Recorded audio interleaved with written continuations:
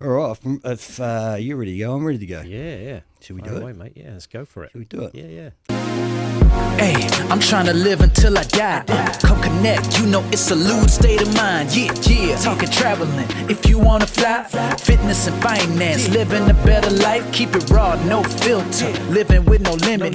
Thank you for tuning in. Come on, let's get it. Warren Landles, Yes. welcome to Lured State of Mind. Thank you so much. Thanks for the invite. It's my pleasure, mate. Yeah. It's my pleasure. You're in the fold now, or is it the other way around? I'm in the fold. I think you're in the fold. I've joined the fold. Yeah. It all happened. Still part of the initiation. It all happened pretty quickly, didn't it? That's right. Ivan Cook. We got Ivan to blame for that. Cookie. Yeah. Yeah. He's the glue. It's Yeah. good. Yeah, it is good. He's Yeah. been on. He did the 50th with us. I'll listen to that. Yeah, he had a Yeah. lot of fun. Yeah. Had a lot of fun. He's playing footy at the moment, so we're going to catch up with him at the pub after this is all done. Nice. Saturday afternoon in Melbourne. I know. Where else would you rather be? Exactly. Did you see the sign on the studio door, the Cura sign? Did you No, notice I didn't see that? that? No. Because you've got a bit of an accent, haven't you? Yes. Where's that from? So I'm from Britain originally. The UK. You're right. Yeah, from the UK in Lincolnshire. So a little Is coastal county on the eastern side of Lincolnshire. Of the UK. Is that north or south or in so the middle? it's what's called the Midlands. So it's between, if you sort of drew a line between London and Newcastle, Okay. we would be in the middle there. So what does everybody else call you? Because we know what Northerners are. Yeah. Aren't they the Scouse? Well, the Liverpool, so Merseyside Scousers. Yeah, Scousers. And then what you've got is just above us the Yorkshire County, so they're the Yorkies. We were known as the Yellow Bellies. Yellow. Where does that come from? No idea. No idea where that came from. It's a really rural county, so it's very similar to, if anybody's been to Canterbury in New Zealand, it's very similar to that. So it's a gorgeous little spot. Nice spot, but we don't have the Alps that you've got in Canterbury. As in the mountains, the In ranges. mountains. Yes, exactly. Yeah, but rural place. So population-wise, it's quite low because it's mainly farming, and that's where I was born, brought up there. My folks are still there. They didn't move far, but they are in farming. So hence why you just cut up roots and shift elsewhere. So yeah. So they're still in farming. Yes, yeah. My uncle and cousins still farm. And what do they farm? So they're actually in egg production. So they produce millions of eggs each year and sell into supermarkets. So they got a shit ton of A chickens. shit ton of chickens. Yes. So the question for you, the chickens are only ever egg-laying chickens. They don't get to a point where they're not laying eggs and then they turn into the roast chicken. No. That's not how it works. That's not how it works. So Roast chicken's completely different. it is different breed. So what happens with an egg-laying hen, once she's got to the end of her laying life, which is usually about 18 months. Oh, that's fuck all. Yeah, it's nothing. Yeah. And then what happens next? And then she goes away, and they're usually minced. Okay, so Yeah. that's So it's just low value, meat at the end of it. Yeah, because Is there's it- hardly any meat on them, to be fair. okay. So Yeah. it's just poor quality meat. Indeed, yes. Oh, I've Yeah. learned something today, mate. Yeah, so because all their genetics are all about producing those eggs. So they produce an egg every 18 hours. That's insane, isn't it? Mm. Are we talking? Are they caged or are they So free range? So there's a mixture. Because this is controversial. isn't it? Exactly. Of So course. back in the day, it was all caged. So all those hens were like crowded together, and when you look at it now and you think, geez, that was it's cruel. Yeah. For those hens. Yeah. That's all they knew for a year. What they created then was what's called an enriched cage. So they gave them more space and they gave them areas to scratch and feed and sort of tried to exhibit some normal behaviour, but again, it was still within a cage. And then the move was to sort of those barn type of operations where they can go inside to feed and water and lay, but then have access to the outside. as well. And that's true. That's a true free range chicken. That's what's called a barn hen. Yeah. Because she's got access. And actually, when you study chickens like that, very often they prefer to be indoors because they struggle with vision in terms of their brains struggle with seeing things from from distance. Mm-hmm. And so they're short-sighted. Yeah, kind of short-sighted, but is that correct? That's correct, isn't it? So they can't see an end, and that's what freaks them out. Right. So what they'll do is they need to focus on something and see something. So being inside a building, they can see the ceiling, the walls. Of course. So they feel a bit more comfortable when they're outside, and this is what the scientists have proven this. They struggle with that. Not being able to see. It's a bit like us looking out and you can't see an horizon, or anything in the distance. It's just continuous. That must be daunting for the poor fucking things. Yeah, absolutely. Well, I didn't think the conversation was going to go that direction so quickly. Starting from an English accent. Yeah. Now, you got a great story because you've technically done what we call coming in the back door. And I say we. I shouldn't say we because I am a Kiwi. And what I mean by back door is that you've gone to New Zealand. You've spent some time in New Zealand, 11 years? 11 years, yeah. And we'll talk about that, obviously. And then you've got citizenship there, which means that you can come, work, live here in Australia, get Medicare, pay taxes. You can't vote, though. No, because you're not a citizen. So you're dual passport holder, UK and New Zealand, which you'd say New Zealand's one of the most valuable passports in the world today. Yeah, I think both. We've discussed this because I work with quite a few Chinese colleagues and others, sort of South Africans and others, where their passport doesn't allow them free access to countries around the world. And it's when you hear stories like that and you realise if you hold a British passport or a New Zealand passport, it pretty much guarantees you access to, anywhere, entry into any country. Yeah, because we're seen as as that safe, safe countries. So having both those passports is it's so valuable, and I think we sometimes take it for granted. Yeah, for sure. Yeah. So you've only recently just got to Australia. Yes. But let's back it up a little bit, obviously, to prior going to NZ. Yeah. What did you do and how long did you do it for in the UK before you said, I've had enough of this? Yeah. So I got to the age of about 35.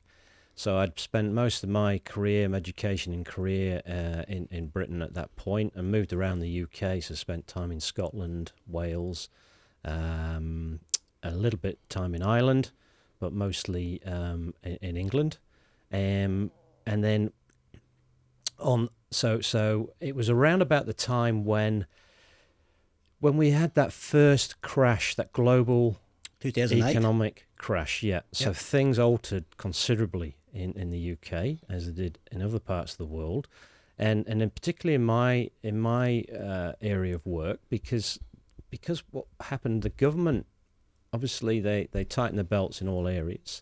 They actually laid off a lot of people within their departments, and these people started appearing as self-employed advisors, because I was doing a bit of advisory work at that time, and it became that supply and demand situation. Everyone started undercutting one another, and it really became pretty difficult. And I sort of sat back and thought, do you want to carry on along this same path, trying to compete? I don't like lowering prices because I think the quality, you should always get paid for. Of course. For the skills and knowledge that you have. And I think it's just a race to the bottom. So I started looking around, and it was really that pushed me to look overseas. Okay, so I think I missed what you actually did in the UK, or were you getting to that? So my career has always been in food farming and food manufacturing. Right. Yeah. So that's where I started, because So you went from the land to the factory. Is that what we're saying? Kind of, yes. So what I ended up doing is, so I worked in quite a few management positions. So I worked my way up. Basically, started at the bottom, worked my way up into becoming, farm manager at that time. And through that, what we saw was there was a massive change in food production, because consumers started asking lots of questions about their food. They wanted to know where it came from, how it was produced. What decade are we talking that these questions started being asked? So early 2000s, Yeah? particularly. Yeah. And there was some big changes across Europe as well, the way that money was, businesses were being funded as well. So there was a big switch towards caring for the environment as well as producing the food that people required, because you can't have one without the other. And so there was lots of training involved, and lots of tickets that you had to have and hold to be able to produce food, to give the consumer confidence in what they were purchasing. So I went through a heck of a lot of training over that period, just to be able to have those tickets, as it were, to be able to as a farmer to produce. Exactly. Yeah.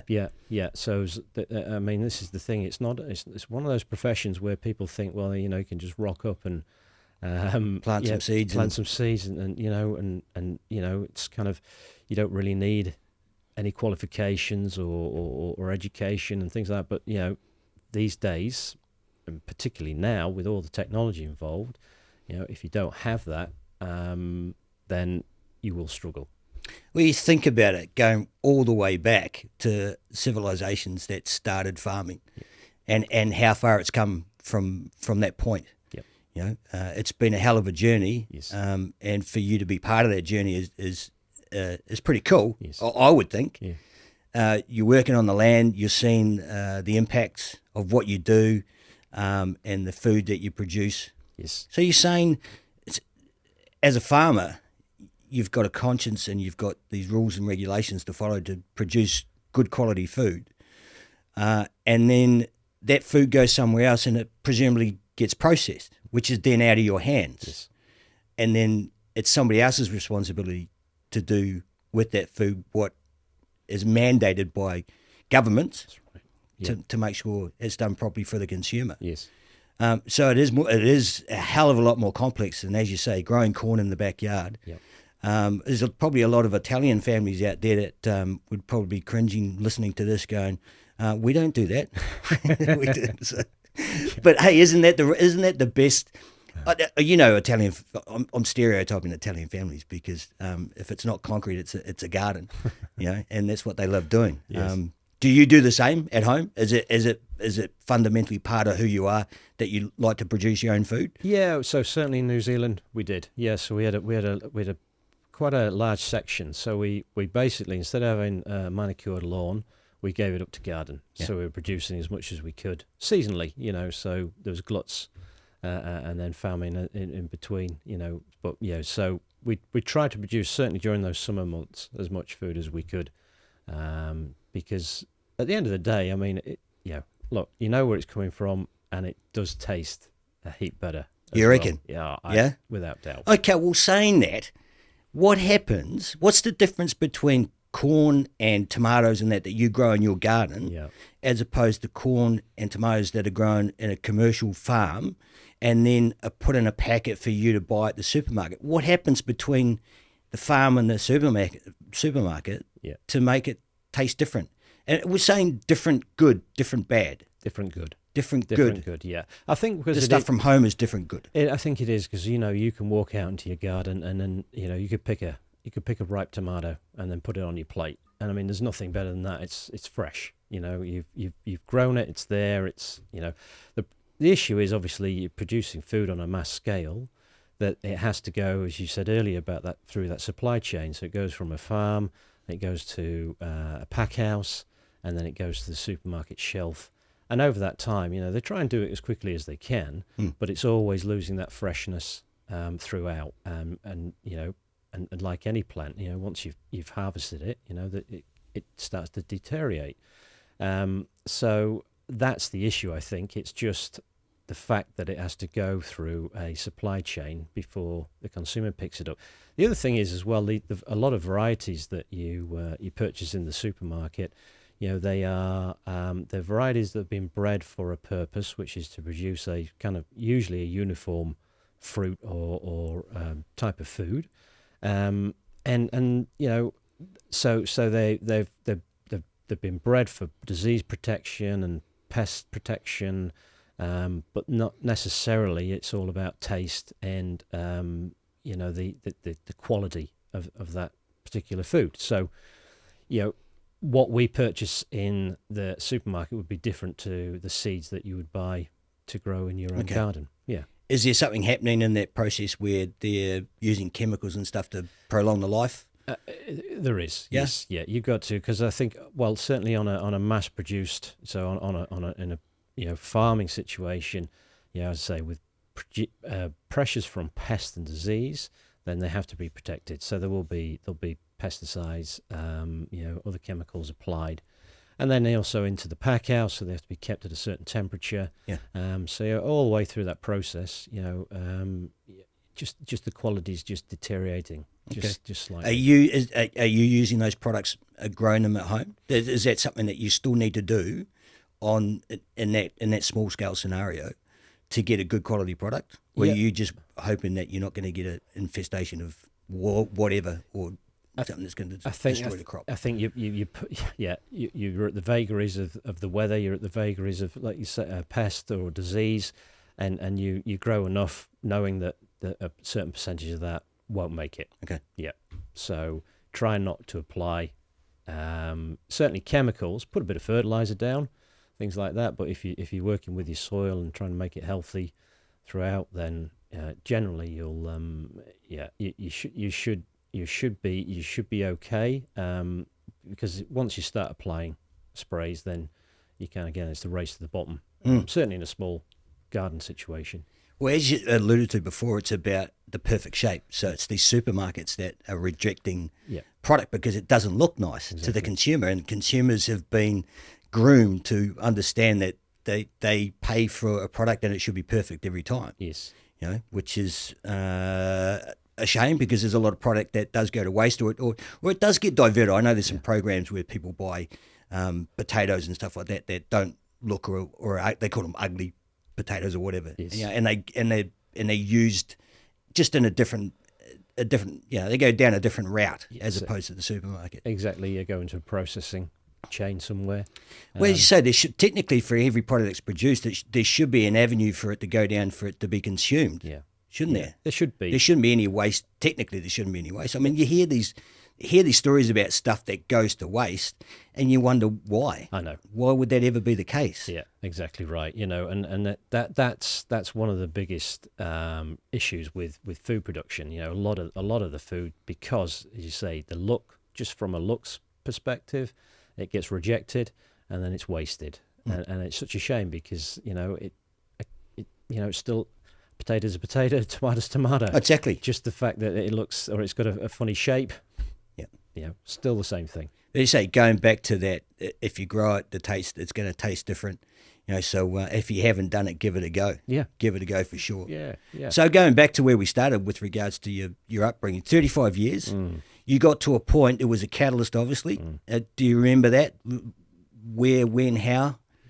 Yeah. I think it was just, being in business. I was self-employed at that point. I ran a sort of small farm, but in the UK, small doesn't necessarily equal profit. So you usually have to supplement your income. So I was doing some advisory work as well, and that's where I started to see some of the pressures coming on, just because things had altered, just because of the financial crash, global situation. How did that affect farmers directly? What happened there? Yeah, so a lot of what happens in Europe is farmers were being funded by governments, and that's to keep the food funded or subsidised. Subsidised would be probably the better description. Subsidised to keep food cheap in the supermarket. Yeah, for sure. So what you started to see was some changes there. there used to be a lot of advice given to farmers at that point to help them, improve and progress, and a lot of that then got cut. There was a switch towards environment, so environment payments started to take over. So there wasn't such the focus on producing, huge amounts of food. It was about farming in partnership with environment, which was a good thing. For sure. So there was lots of changes there. But I think what it was for me was I also had a yearning for overseas, to get out I'd travelled quite a bit anyway, just through study tours and holidays and other things.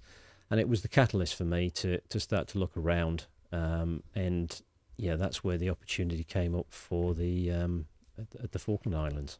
Oh, Falkland! I didn't expect that. Although I do know the story, I sound surprised for the viewers' sake. It's like you've gone from the UK to the Falkland Islands. Falkland, sorry, yes. my bad. Falkland Islands. Yeah. Ash, do you want to bring up a map? I'm just going to show the viewers exactly where the hell this place is. Now, so tell me the story. How did this land on your desk?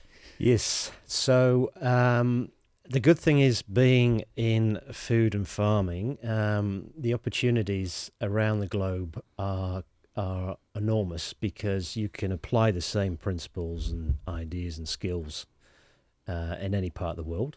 So there you are. There's the Falklands there. So Do you want to go to maps, Ash, and then so we can zoom out on it? So just tiny little island off of South America. So go to Google Maps, please. Yeah, there you go. So you zoom out on that. Falkland Islands. Falkland Islands, yes. Ash, if you just want to zoom out, I want to see. Yep, out. There we go. It is off the coast of Chile. Yeah. It actually, it's not that small. It looks small, but it is small. Yes. Yeah. I mean, compared to the coast of Chile, it's not a speck. It's not like the Fijian Islands, is it? True that. Yeah. So made up. So you got two main islands, East and West Falkland, and then I did not know there was two islands. Yes. Yeah. What does it take to get between them? A ferry. A ferry or flights. So there was small planes that used to fly between the two, and a ferry that would take, vehicles and other things to and from. So that ran sort of each day. Where did you live? Which island? So I lived in East Falkland. So can you see there Stanley? So it's right on the coast. Right there. on the coast. So that's the capital of the Falkland Islands. Oh, the capital. Yes. Yeah. So we lived there. Is the airport? Oh no, that airport road. Where's the airport? There it is, right over there. There, yeah. That's the main airport for the island. It is indeed. Yeah. There's not one on the other island. No, there is. Well, there's the small airstrips. So there's because you can go from one to the other, of course. Little grass strips here, there, and those pilots, honestly, that used to fly those planes were outstanding, because the side winds were something else. Oh, I can just imagine. We would be landing almost at 90 degrees. Often enough, and just the skill of those guys was just phenomenal. So the main, going from the islands to Chile to the mainland. Yes. Did you call it the mainland? Is that what you called it? No. So so it was basically known as Chile. What's the flight time over to that? So that was a couple of hours. Yeah, it is quite a distance, isn't it? Yeah, it is. Yeah, and again, so we used to get one flight a week. It would fly to Punta Arenas, that you can see there. Yeah. So in and out of there, and that's just again a hang up of the war with Argentina back in 1982. There's still issues there, and what the Argentinians have done is banned the Falkland Islands from using their airspace. So everyone used to have to fly in and out of Punta Arenas, and then you'd fly from Punta Arenas up to Santiago. Because of the war. Because of the war. Now, just to refresh on the war, it was the British trying to reclaim. Other way around. So Falkland Islands is a UK overseas territory. Yeah. And the Falkland and the Argentinians invaded the Falklands in 1982. That's right. Because- I vaguely remember Yeah. as a young person. Yeah, they decided that it was theirs. They've always claimed it's been their islands for forever and a day. And in '82, the junta government at the time decided that they were going to invade, and which they promptly did. And it was at the time when Margaret Thatcher, good old Margaret, was Prime Minister at the time, and she decided that wasn't going to happen, and that's when she sent the fleet down to the Falklands and another armory to reclaim it again. Do you want to Google that, Ash? Just the Falkland Wars. Falkland. I'm saying Faulkner. Falkland. I need another beer. Do you want another beer? How's your beer go? That's good. Still on this whiskey. There she is, old Thatcher. There she is. Yeah, she's still heralded on the islands because she was the one that basically, reclaimed it for the Falkland Islands. It was a pretty short war, wasn't it? It was about 70 odd days. Yeah, they just came in and said, "Fuck you, it's not happening." It was, but there was a lot of lives lost, and that was mainly through ships being torpedoed. Yeah, as well, and bombed. But yeah, most of it, as you can see with those guys there stomping across the ground, that they were, that's how the war was fought. It was the paratroopers out there. They did the hard yakka, walking from one place to the next. It's all pretty much open. It is. There's not a lot of forestry, from what I can see. Not a lot of forestry. Not a lot of rugged mountains. Yeah, so it's pretty flat. It's pretty flat. There's some mountain areas, but as you can see from the pictures there, it's just that old. So it's just natural tussock grass. The islands themselves are really peaty, so travelling to and from in between sort of farms and things like that, very often you just get bogged each and every time. So we learnt a lot about getting a vehicle out of peat. Yes, well, you don't know until you know, do you? Exactly. So yeah, everywhere Land Rovers basically with a vehicle of choice. Most people had a 4x4 to be able to travel around. But yeah, back in the day, the forces arrived. I think it took them about 3 weeks to sail down. And once she'd sort of said, right, this is what we're going to do, and I think it was just over 70 days. But listening to the Falkland Islanders and the stories that they tell are still very traumatized by the whole experience, because generationally, the parents were front and center of that. They were all herded together and put into sheds and buildings, became prisoners of war essentially in their own country. It's insane to think about in this day and age. Well, I mean, even though it was 45 years ago, it's still something that if that happened to us today, would just be terrifying. It is. Like the Chinese turn up and we go, all right, we're just going to. Well, they wouldn't turn up. They'd just come out of their apartments. It's like, right, this is what's happening. Sleepers turned on. Yeah. But you're right. It was terrifying for them, and because they're just a small island community, and then what's the population? Do you know? 3,500. Yeah, it's fuck all, isn't it? Yeah.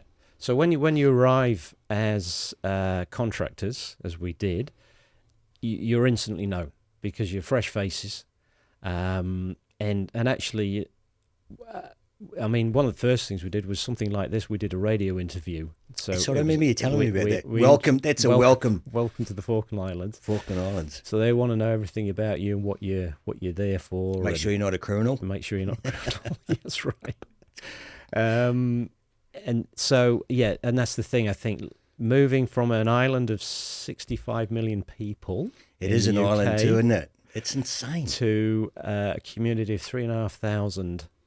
Right at the tip of South America, where everybody knows you. That was quite a mind bend for sure. So how do you assimilate? I mean, obviously you go to the pub. Yeah. Is there a big drinking culture there? Big drinking culture. You do the radio interviews. Yep. You're getting asked to people's places for dinner. Yeah.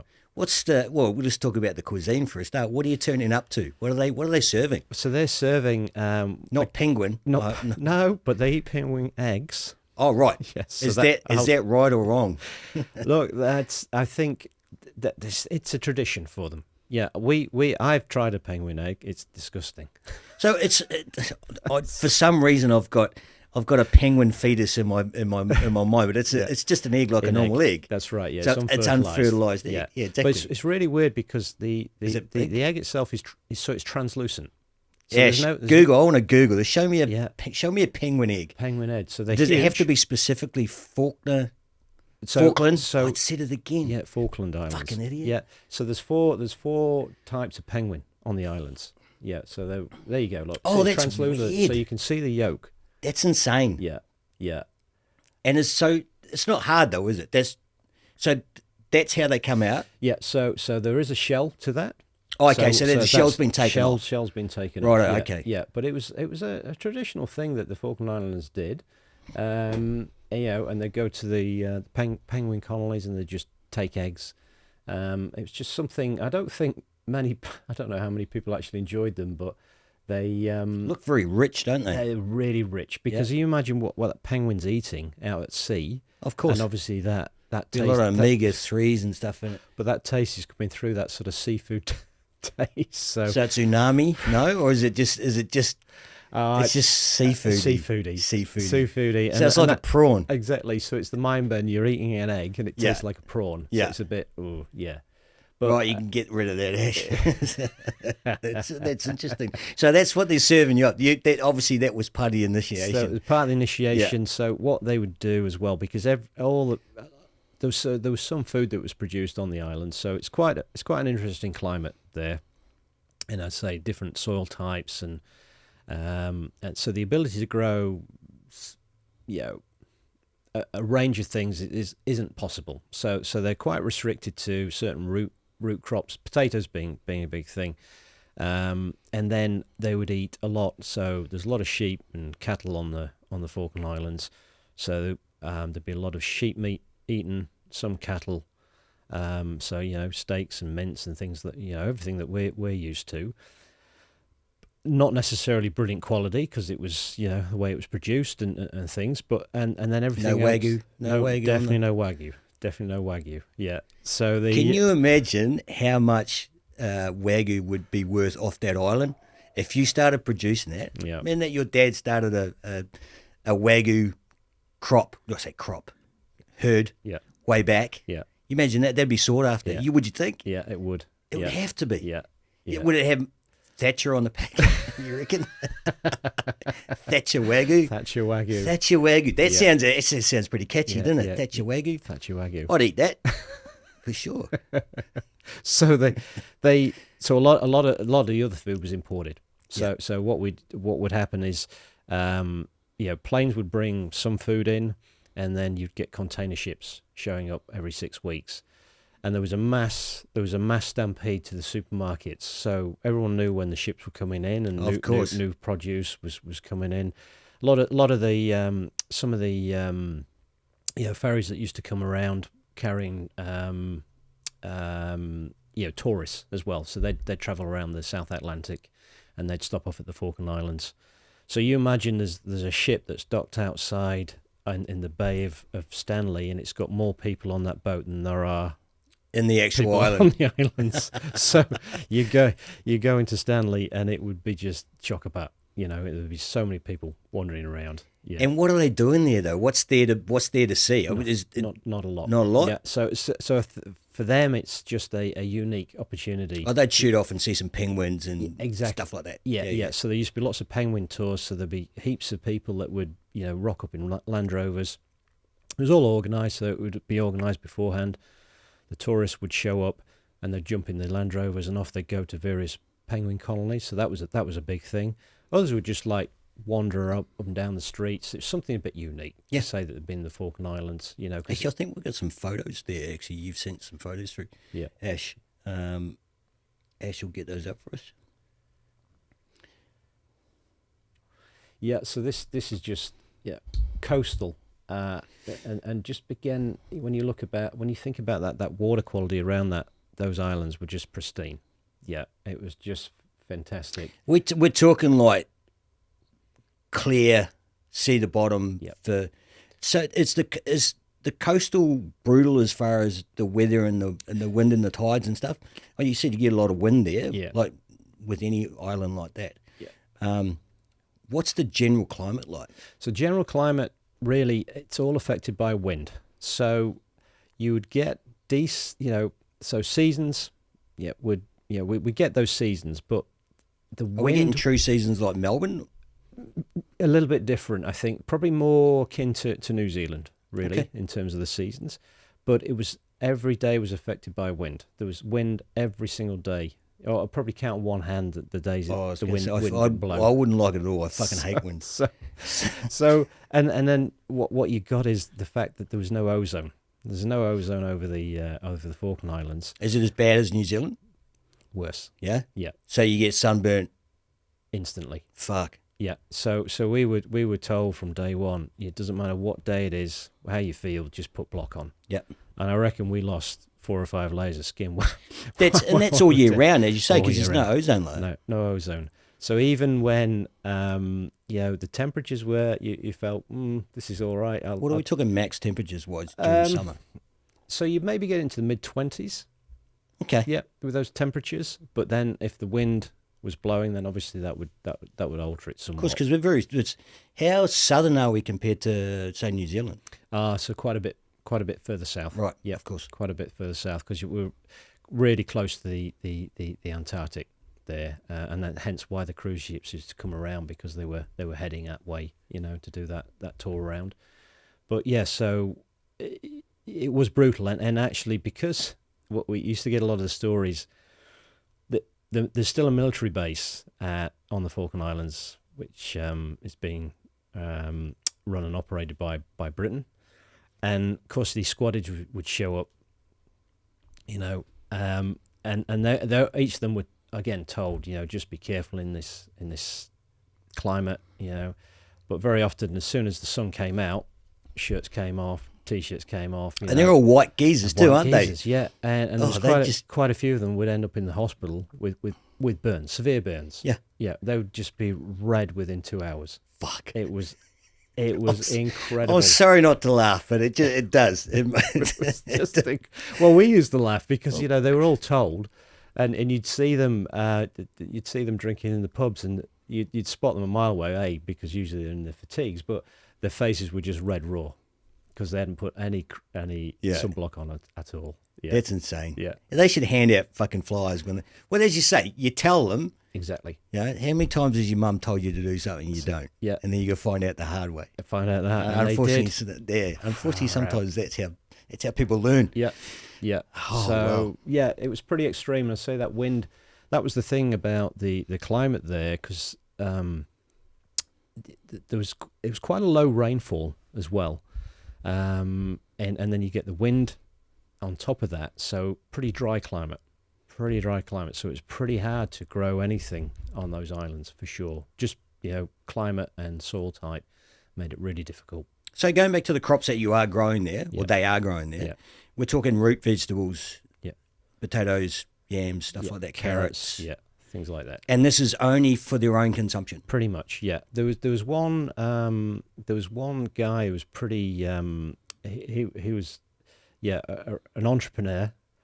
I'll say that about him, and he had sort of more of a kind of a market garden type of operation, but so all of his best product would go to the cruise ships. That's where he made his money. Of course. And then all the seconds would be in the supermarkets. So those cruise ships are coming through on a regular basis? Every 6 to 8 weeks. Oh, really? Yeah, during the peak periods. Yeah. And the peak periods is summer? Summertime, generally. And their summer is the same as our summer? Same as ours. Same, yes. Yeah. Same part of the world. Yeah. Well, same hemisphere. Yeah, exactly. Yeah. I had to think about that for a little bit. I was going to say, Ash, pull up a map. No, we're good. We got it. Well, he's smart then, isn't it? Yeah, he was. It's just been smart. He was smart. Yeah, he was very entrepreneurial, and everyone knew that, and that's just the way it operated. But so he would be supplying them with some fresh produce, and then we'd get the seconds. But as I say, when the big shipments of food came in, then there was a call go out. Yeah, it was like 4 hours later, everyone was down. So it's a bit of a stampede, is it? Yeah. So paint the picture for me. I'm trying to understand how big's the supermarket. Are we talking like a normal supermarket here, say in Mordialloc, or which is all your Coles at Patterson Lakes? Just a reference. Yeah. Yeah, probably about the size of Coles at Patterson Lakes. Yeah, so decent size. Yeah, and there was two supermarkets, and then a couple of sort of like 7-Elevens, equivalent 7-Elevens. But yeah, two supermarkets. And was one worse than the other, or one just had different products to the other? Bit different products. Yeah, for sure. So we got so UK. So are we talking? Was it Tesco, or what do you got? What are the Tesco. Well, is that one or? Well, no. So they were their own supermarkets. So okay, they weren't owned by the Falkland Islands government. Of course. Yeah. But yeah, they would. Look at a photo up there. There you go. There you go. Do you remember that fruit and veg section? I do indeed. That's how big it was. Wow. The fruit and veg section. Go to the outside view, Ash. We've got a couple more photos. Ash is doing well too. Thank you once again. Thank you to Ash. Ash is in the booth today. Thank you very much. Well, there you go. That's exactly what I probably expected. There's a lot of 4x4s in the car park. Yeah. And do you know the cool thing as well, Brennan, being in the Falklands, so all those cars in that car park, everyone would leave their keys in their vehicle. How good's that? So how good's that? In our time there, over 2 years, we never locked our house once. Now stop right there. There's one person that we're not mentioning here, and it's taken 42 minutes not to do it, and she's going to be listening to this going, why aren't I being mentioned? And who are we talking about? We're talking about my wife, Helen. The lovely Helen. Hello, Helen. Hi, Helen. She's actually in the UK at the moment, actually, while we're recording this. She is indeed. So hello to you.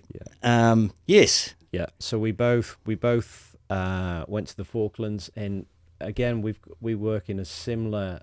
Well, we've both worked in ag, food and farming.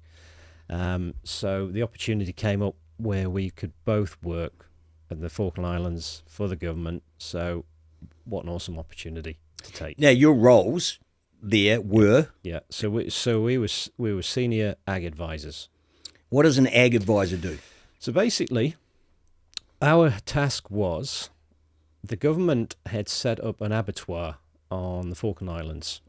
Because just explain an abattoir. Abattoir is basically meat processing. It's where they kill animals. Yeah. They don't make your burgers. They just kill the meat for the burgers. Exactly. Yeah. And they were doing some of those. Yeah. Then they'd make them there as well. So burgers and sausages. But the idea was that the Falkland Islands is famed for wool. So there's lots of sheep there, and the wool that's the types of breeds of sheep that they have there, it's really fine wool. We're talking merino? Merino crosses, for sure. Crosses? Cross merino. So merino and then plus another animal, and that's where you'd get those really fine wools. And these wools would be used for sports equipment, sports clothing. So like underlayers, things like that that we would purchase, this really beautiful wool product that you could use. So we're talking about thermals and stuff. Yep. Like base layer stuff. Exactly. Yeah. So I'm thinking obviously merino wool, New Zealand, Icebreaker. There's a brand. Yeah. So does Icebreaker use that there? No, they don't need to because they've got their own stuff in New Zealand, of course. Yeah. Is there a version over there? So what happened was so all the wool used to go to Europe, and it was the Europeans then that would make it into their. Is that their main export as an island? Yeah. So wool was their main export, and it brought in a lot of money to the islands because just the value of that wool, it would be 8 times what. Oh, it's insane, isn't it? What you would receive in Australia or New Zealand for sure. And what the government cleverly had figured out was there was so much reliance on wool, all your eggs in one basket, as it were. Should they diversify, which they did, they decided, right, what we'll do is we'll build this abattoir and we'll produce meat products again for export. So the lambs or the sheep that are producing the wool, that's all they do. They produce wool. Correct. They don't end up as lamb chops. They would they would do for some of the local markets, Okay. but yeah, again, But- quality is a bit average. Yeah, Primarily, that's their job, is Yeah, to make wool. exactly. Bit like what we said about the chickens. They've got chickens for eggs, chickens Okay. for meat. Yeah, Right. Yeah. So you got sheep that can produce genetically. They produce wool, and then you've got meat breeds. Because of our experience, certainly in the UK, the government said, "Look, we want you to come and help establish this abattoir and start getting farmers thinking about meat breeds essentially." So start looking at different breeding. We had our own stud farm in the Falklands, which we ran as well. Stud farms. So stud farm being that's where all the sort of genetics are produced there. So So you got the guys shooting their loads. yeah, so you got your rams, you say. So what we would do is we would produce these rams, and these rams would go out to the various farms. Yeah, so they'd be used that way, and that was all a free. So that was a free scheme. basically, you were pimping out rams. I just imagine a picture of you with a high top hat and a cane, with a merino wool jacket on, just going, "Take that one." Yes. We'd operate this sale once a year. All the farms would come together, and then all these rams would be, So you were operating that. Yeah. Did you say you owned it, or you were just operating it? So you were managing and making. We managed it. The government owned it. Okay. And again, it was all about helping those farms introduce those breeds into their own. So instead of going away and breeding their own, so we'd do all that work. Quite a lot of science behind it as well. Of course. In terms of Yeah. getting the right breed, and because you imagine, from those male animals that were sold, they were just a small percentage of the total that were born, because you were just making sure that the ones that were sold were the best ones. So we did that for sheep, and we did that for cattle as well. Yeah. And again, it was all about feeding the abattoir. So the abattoir needed a certain number of animals to make it economic. How long does a process like that take? Are we talking year, 2 years? I mean, it's different to growing olive trees, obviously. Exactly. So from a if we're thinking about putting a lamb through an abattoir, probably six to 9 months. Oh, really? Yeah. Okay, so the process is pretty quick. Pretty quick, really. Yeah, in agricultural terms. And so the main product to get through these abattoir. Yeah. You're talking lamb? It was mostly lamb. Yeah. And then we would have some older aged sheep. Yep. And pigs? Then no pigs. No pigs. Pigs are a different story altogether, isn't it? Exactly. Yeah. Yes. Yeah. Because you can only, in terms of an abattoir, the way they operate those meat processors, they work basically with ovines and bovines, which is basically beef and sheep. Right. Yeah. Yeah. Or else you have to shut the whole thing down. Oh, shit. And do Really? Do things differently. We won't go into that then. Yeah, we'll leave it at that. So we're talking lamb and beef. Lamb and beef. Yeah. Yeah. So our role was to help breed those animals, but also then educate the farmers into how do you introduce them into your current system, but then also how do you feed them? Because feeding a wool sheep and a meat sheep, Completely different, of course. completely different. Yeah. So my role there, so where I stepped in, I was helping them grow crops. And again, I said to you earlier, it was such a challenging environment. This is where I learned so much. A challenging environment in terms of climate and soils and the ability to get hold of products. That's where I learned a lot. I took a lot of learnings for myself from that.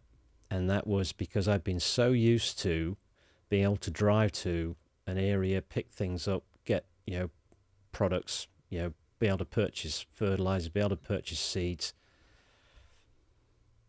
pretty quickly, to having to pre-order something months in advance, hope it shows up on the next boat. And the way that it worked at the Falklands is the military basically ran all of that, the shipping. And the port. Into the port. Yeah. And of course, if they had, they had first dibs on everything. So, you'd have your containers on the port, ready to be loaded. Military, all of a sudden they've had they need to bring more product down. whatever it may be, your containers get left behind. Ah. So it was potluck, and you'd only generally find out when the ship had arrived.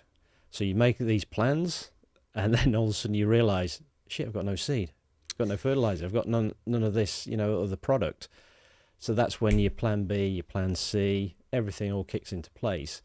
And that's where I got a lot of learnings for myself, because it was about, right, shit, what do I do next? What do we do next? And that was something I'd not come across much before, because I say, having access to wholesalers, to people that retailers and everybody that could you could purchase this your inputs from, just wasn't available in the Falklands.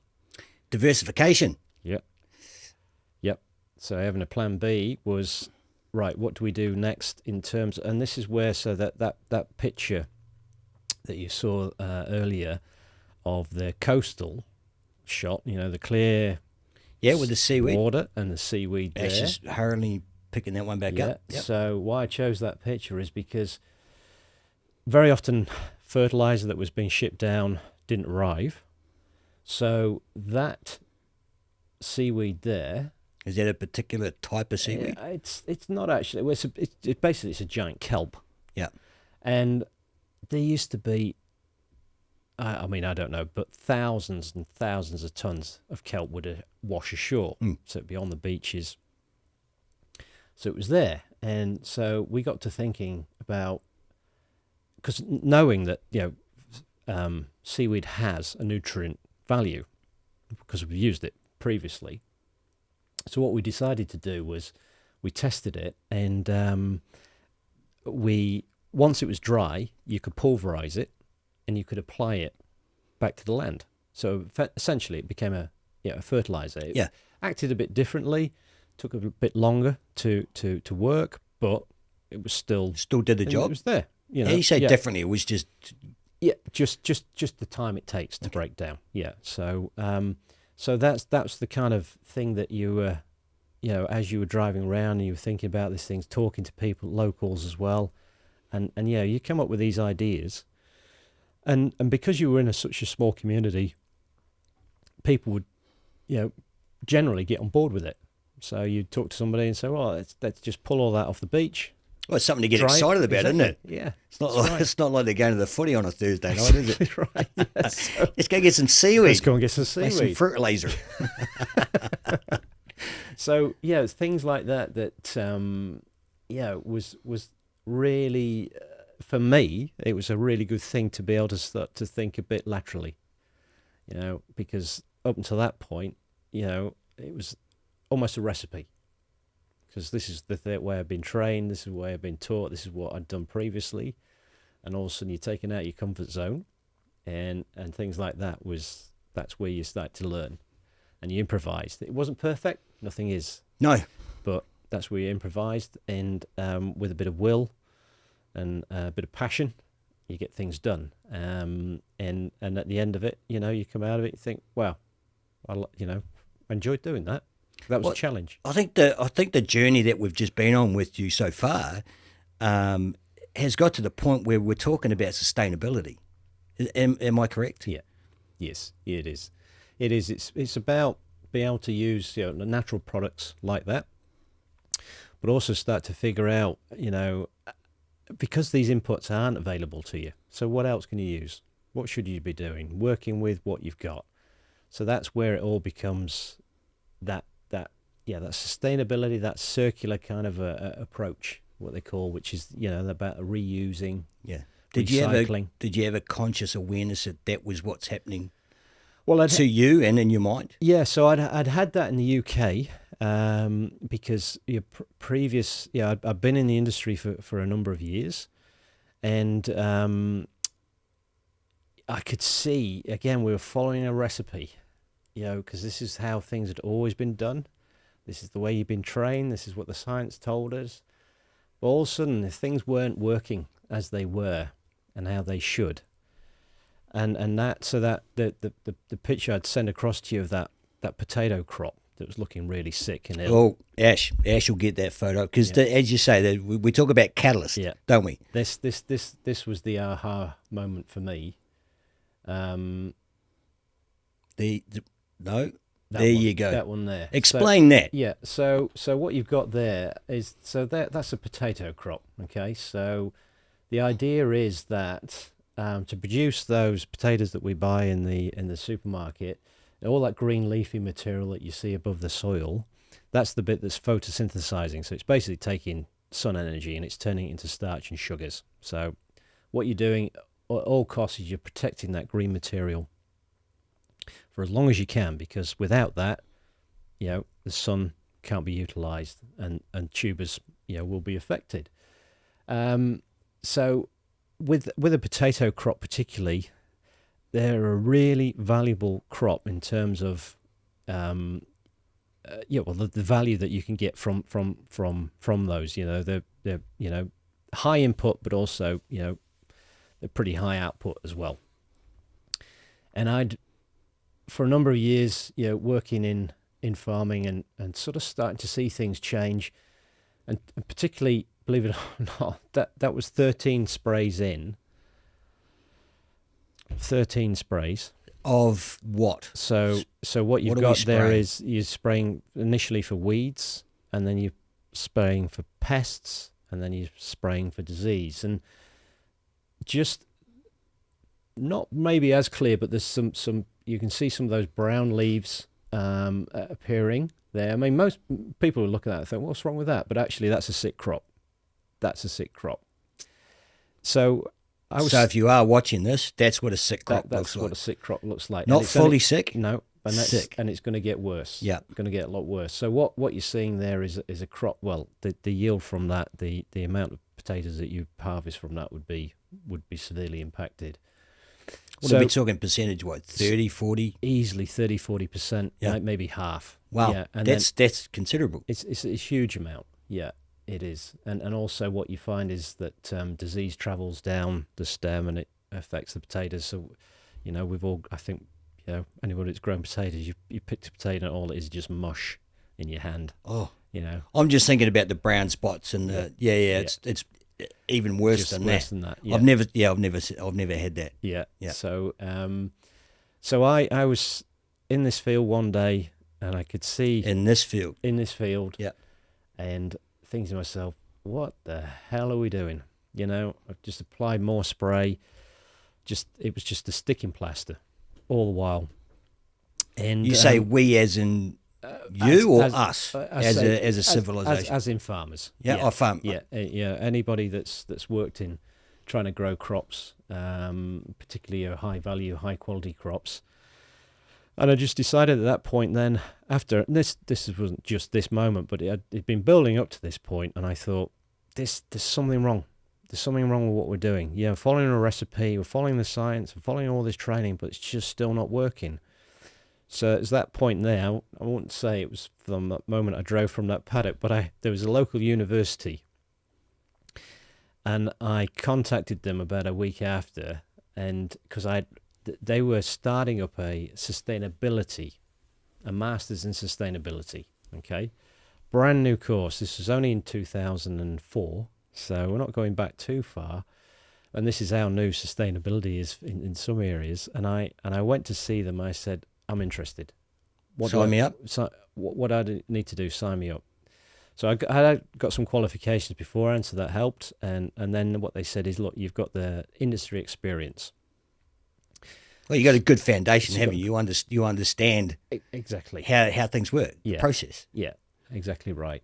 So from that, I said, right, okay, and I just stepped out of the workplace for a year to 18 months to do this master's in sustainability, and it was one of the best things I've ever done, one of the hardest things I've ever done, because I went from working to study again, and the study itself was really challenging because there was all sorts of things you have to do in terms of the learnings, but also when you run a project, you've got to do all the statistics around all of that, and super hard, but one of the best things I'd ever done. And this was all pre-internet as well, so a lot of learnings were spent in the library, but also I went and spoke to a lot of people around Europe, some of the leading minds in food production, and this is what gave me the access to these people was through this course, and just changed my perspective on how we do things, because what I got to see was a different version. Got to meet people that are doing things differently. Researchers, academics, governments, all sorts of different people I met with. And over that, 18 months, just lapped it up. I was a sponge. And I came away from it with a different mindset. Of course you would. Yeah.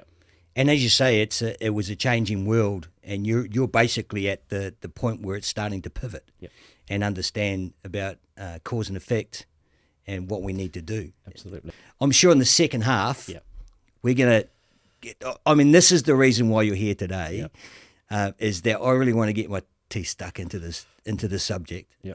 And I don't want to sound ignorant. I'm going to hope to not sound ignorant. But we're going to answer some questions. I've got a lot of questions. Awesome. I've got a hell of a lot of questions. And I hope we can get to the bottom of it. And I hope we can educate our listeners and viewers. So I'm looking forward to it, mate. Yeah. This podcast is brought to you by Holy Shirt Australia.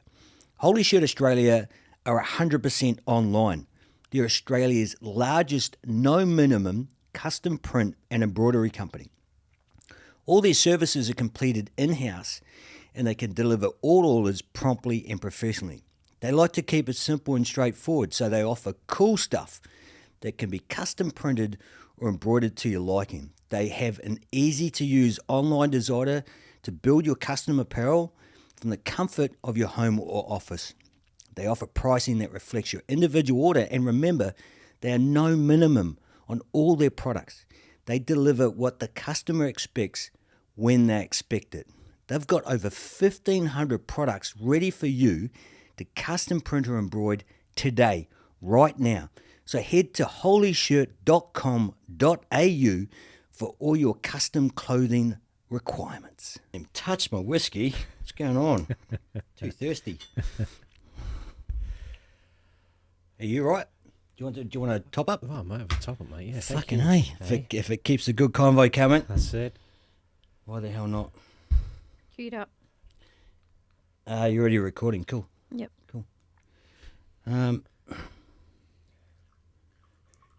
you go, mate. That's $50 worth there. I got a nice, was it Yamazaki 12-year single malt? Yeah, it's beautiful. Isn't it? Beautiful.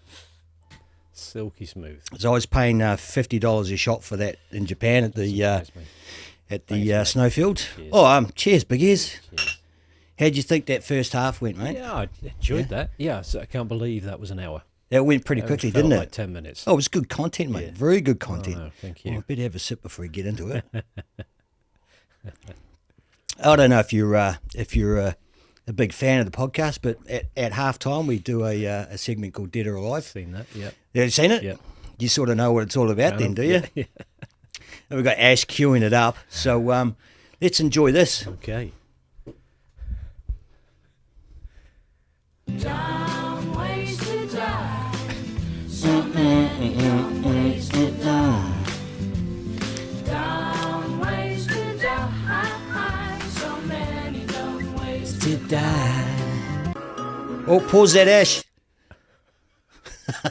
I'm not going to enjoy this. Oh, am I? FYI, Ash was cringing in post-production because I showed her obviously the segment. She just, no, I can't look at it. I said, look, who else is going to press the buttons? I can't do it. What do you think's going to happen here, mate? Ooh. Just paint the picture for our listeners. Is that so we've got a young chap. Yeah, he's done a somersault in the air, and there's a series of spikes just below him. In a circle, in a circle, yeah. Yeah. Yeah. It can only fucking end in tears. It's got to end in tears. Got to end in tears. Play that through, Ash. Oh, fuck. Pause that. Oh, that's right in his heel. Ouch. All I can say is, what a fucking dumbass. I know. What do you think was going to happen? I actually, because I've explained this previously. I obviously do a lot of research for this segment. And the trouble is, once you start liking videos like this, you get a whole lot more like that. And he's about the only one that failed. I've seen a lot of other people that didn't fail. What else have we got there, Ash? Oh, Shit. See? oh, Are you pause, ready? pause that, pause that. Once again, just to paint the picture, have you ever been to? Have you had acupuncture? I have. You've been to Yes, your in the shoulder. Yeah. osteo? Yeah. What they call it, dry needling. Dry needling. Yeah. Yeah, yeah. So you know what it's.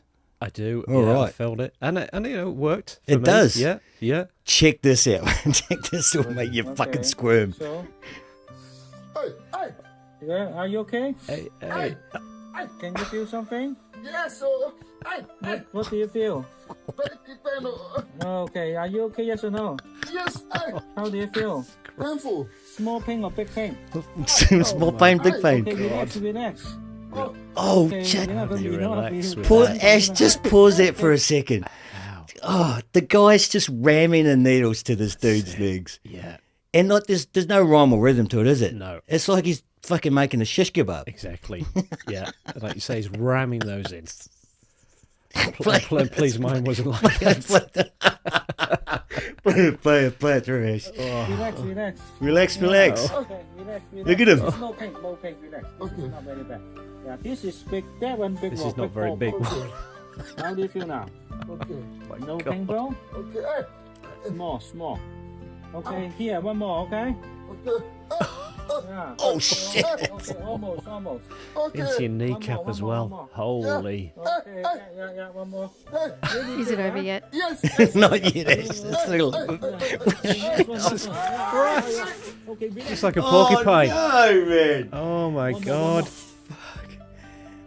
Big pain, small pain. One more. One more. He's like, he's going to pass Now out. done. He's going to pass out. Oh, for fuck's sake. Look at Oh, that. pause that, Ash. It looks. Mate, that guy's patella's probably been fucking severed by those needles. Unbelievable. What do we got here? We've got. Is that a gun? Has that guy got a gun in his hand? He's in a garage. Yeah. I can only. Obviously, I know what happens, but what do you think's going to happen? I don't know. This is a tricky one. It's either, is it a gun or has he got like Well- an air? Is that an air spanner or? That's what I was trying to figure out. You know those guns that they use for doing the timing. Yeah. One of those. I think it might be one of those because he's pressing the button. You can see the white light. Ah, I don't know. He's probably looking at his attaché, seeing how many bags of gear he's got in there. Play that through, Ash. Let's see what happens. Oh, Jesus Christ. Pause that, Ash. Pause that. Oh, my Pause goodness. that. And once again, I've said it before, I am miffed at how they casually just go, all right, what's happened here? This is it.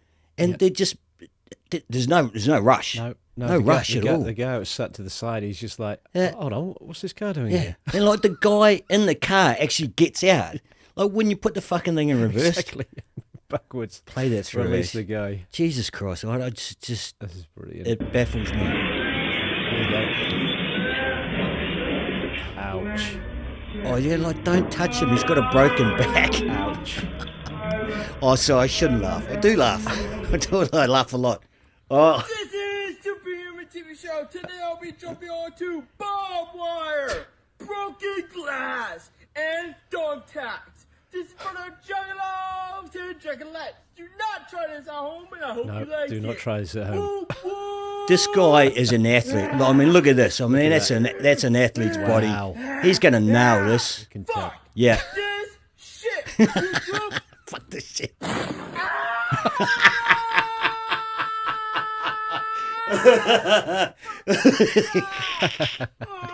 Oh, that's painful. Oh, what do we got here, Ash? Here we go. Oh, This guy. what's he gonna? Hello. Oh, Yeah, there we go. what's he chopping wood? Yeah. Did you put that one in there, Ash? Yep, sorry. Stop. How did you slip that one in without me knowing? Can you back that up? Because I'm just intrigued by his oh, look at that. Where do you get those pants from? Oh, look, he's got like a spike crutch. I've got some on order for you. What's he love. going to Thank do? you. But what's he going to do with a spike crutch? He's going to hurt somebody. That's Jesus Christ. Look at all those tats. I love that. Oh my He's a God. guy who loves pain. for Yeah. sure. Well done, Ash, Yeah. for slipping that one in. Now, pause. Here we Set the go. scene, big fella. So, Set what the we've scene. got someone mopping the floor. Someone stood right next to him in their spotty slippers. Aren't they the ones that the chefs wear? Yeah, they are as well, They're aren't Vans. Their Vans. they? Oh well, let's not okay. give them a plug. Okay. Let's just this is called a floor shot. Flush. Let's just see what happens. It's called the wet floor shot. Oh, wringing it into a cup. Oh, Jesus Christ. Oh, Jesus. Oh, my God. Jesus Christ. Yeah, not a big fan. Not a big fan of the floor Not shot. the floor shot, no. Not a big fan at all. Not a big fan. Jeez. Well, there you go. Dead Oh, or fair play. alive. There you go. Yeah, who died in that one? Nobody. That was good. It was a good effort. Shit. Hey, as I said, we had a really good half. It was really interesting learning the first. Well, should we say the period before enlightenment in your life? I reckon. Would we say that? Because we Yeah. said there was a catalyst. Yes. We talked about it. Yeah. You restudied, and now you're a sustainability expert. That's it. Put that theory into practice. What's the actual title? What's the official title? For me? Yeah. Yeah, so I'm a sustainability manager. There you go. Yeah, yeah. So my role, and we discussed this before we came on air, was when you think about sustainability, if you asked 100 people, what do you think sustainability is? You get 100 different answers. I'm For sure you would. Yeah, and I did it in the business I'm working with now and others, because there's a real focus. There's just usually the kind of the go-to is it's environment. It's just environment. But with sustainability now, what you're looking at is environment certainly, but then you're looking at the what's called the social aspect. So that's about the people that you're working with. So it's about teams. It's about training. It's about safety. About fair pay. There's a lot of work being done now on anti-slavery in supply chains as well, making sure that there's. Isn't it funny that we're still using that word slavery Exactly. in this day and age? Yeah, that's right.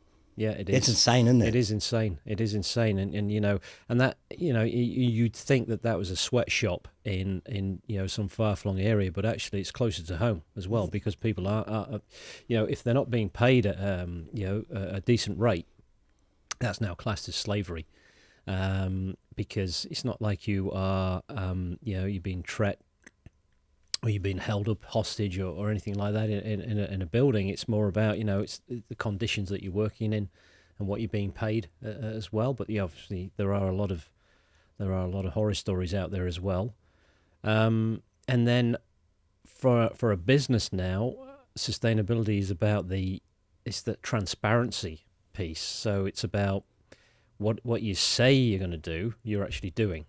Which is the economics part of it. Yep. That's the third. Yep. The third run. Yeah, Isn't it is. So what you've got is usually you've got a board of directors, you've got a management team, they've made statements and claims about what they're going to do now and in the future. So there are now organisations and regulators that are actually checking up on businesses now. Increasingly, there's lots of businesses actually in court at the moment, because they've made false claims about what they're doing as a business and they can't back it up. They've not got the information. It was a nice statement to put out there. It's on their corporate website. That's called greenwashing, but we'll get Greenwashing. back to that. We'll get back to that. So, in layman terms, I mean, when you talk about sustainability, as we've just discussed, I mean, 100 people, 100 different answers. Yeah. I'm the same. Yeah. I'm trying not to be ignorant in my old age, and I hope I don't come off as ignorant today.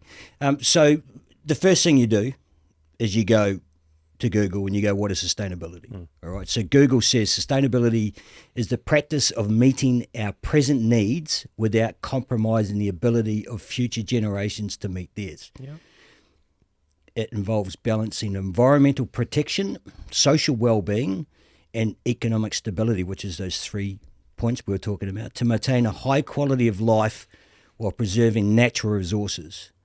It acts to stop resource depletion and environmental damage. So, from your point of view, and I think we've discussed this previously, for you, the crutch or the hub of the wheel is the environment. Yes.